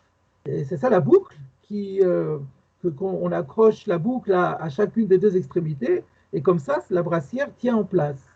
Et pourquoi c'est Tahor tout ça, Rashi? Torah, c'est pur, ça ne reçoit pas l'impureté. De Hadar Avelé que Tabaat Kelim. Parce que ça revient à un anneau qui est au service d'un objet. De l'Odamia, le Adam Mosher Baem, et on ne peut pas l'assimiler, le comparer au cas précédent qu'on avait vu du collier de l'animal, où on avait dit que l'homme l'utilise pour lui-même, puisqu'il va permettre, en saisissant le collier, de tirer à lui l'animal. Ce n'est pas la même chose. Chez Enom Ishtamesh Bakloum, parce que là, la personne n'utilise pas du tout la boucle. Et la Munachat Ve'omedet, la Rotsua. Elle est juste là, la boucle en question, elle est juste là pour servir à la lanière. Mais à part la lanière, elle n'a aucun autre usage. Umiu, cependant, Imarotsua me kapelet Touma. C'est sûr que lorsque la boucle elle est solidaire de la Rotsua, au moment où elle fonctionne avec la Rotsua, elle est me kapelet Touma.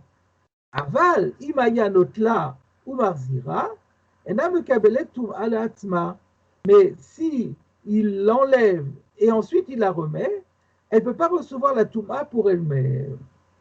Ah, donc qu'est-ce que Rashi nous dit? Rashi nous explique, parce qu'on ne comprenait pas la boucle, c'est sûr qu'elle sert. Alors effectivement, lorsque la boucle est en place et qu'elle est attachée à la Rotsua, alors c'est sûr qu'elle fait partie de la ceinture, c'est pas pire que ce qu'on avait vu avant, que le yad d'un Kéli, ça a le même statut que le Kéli. Là, c'est plus que le yad. Sans la boucle, la ceinture ne fonctionne pas. Mais donc la question n'est pas là. C'est sûr que lorsqu'elle est en place, la boucle sert et elle reçoit l'impureté. Mais comme la boucle n'a d'usage que lorsqu'elle est solidaire de la ceinture, au moment où elle n'est pas dans la ceinture, elle perd son statut d'objet, puisqu'elle ne sert à rien. Quand elle est déconnectée de la ceinture, elle ne sert à rien. Et donc, on considère qu'elle est que là pour être au service de la ceinture. Et donc, c'est un accessoire, c'est l'accessoire d'un kéli. Et à ce titre, ça ne reçoit pas l'impureté. Et pareil, donc, sous-entendu pour la brassière. Là, évidemment que quand elle sert au niveau de la brassière, mais dans la mesure où c'est simplement un accessoire de la brassière, et donc quand elle est en place, elle reçoit l'impureté en tant que faisant partie de la brassière. Mais quand elle est déconnectée de la brassière, étant donné qu'elle ne sert à rien, à ce moment-là, elle devient comme quelque chose qui est inutile, qui n'a pas le statut d'objet. Donc il a le statut d'objet que quand il est en place. Et quand il est hors de sa place, il ne sert plus à rien, donc il n'a pas de statut de Touma. Voilà comment Rashi explique la raison pour laquelle cet objet est pur. Il reste sur ce inyan-là, nous avons un Tosfot. Alors, regardons le Tosfot. Taba'at Sheitkina l'Argorba Motnav, donc un anneau qu'il a façonné pour ceindre ses reins.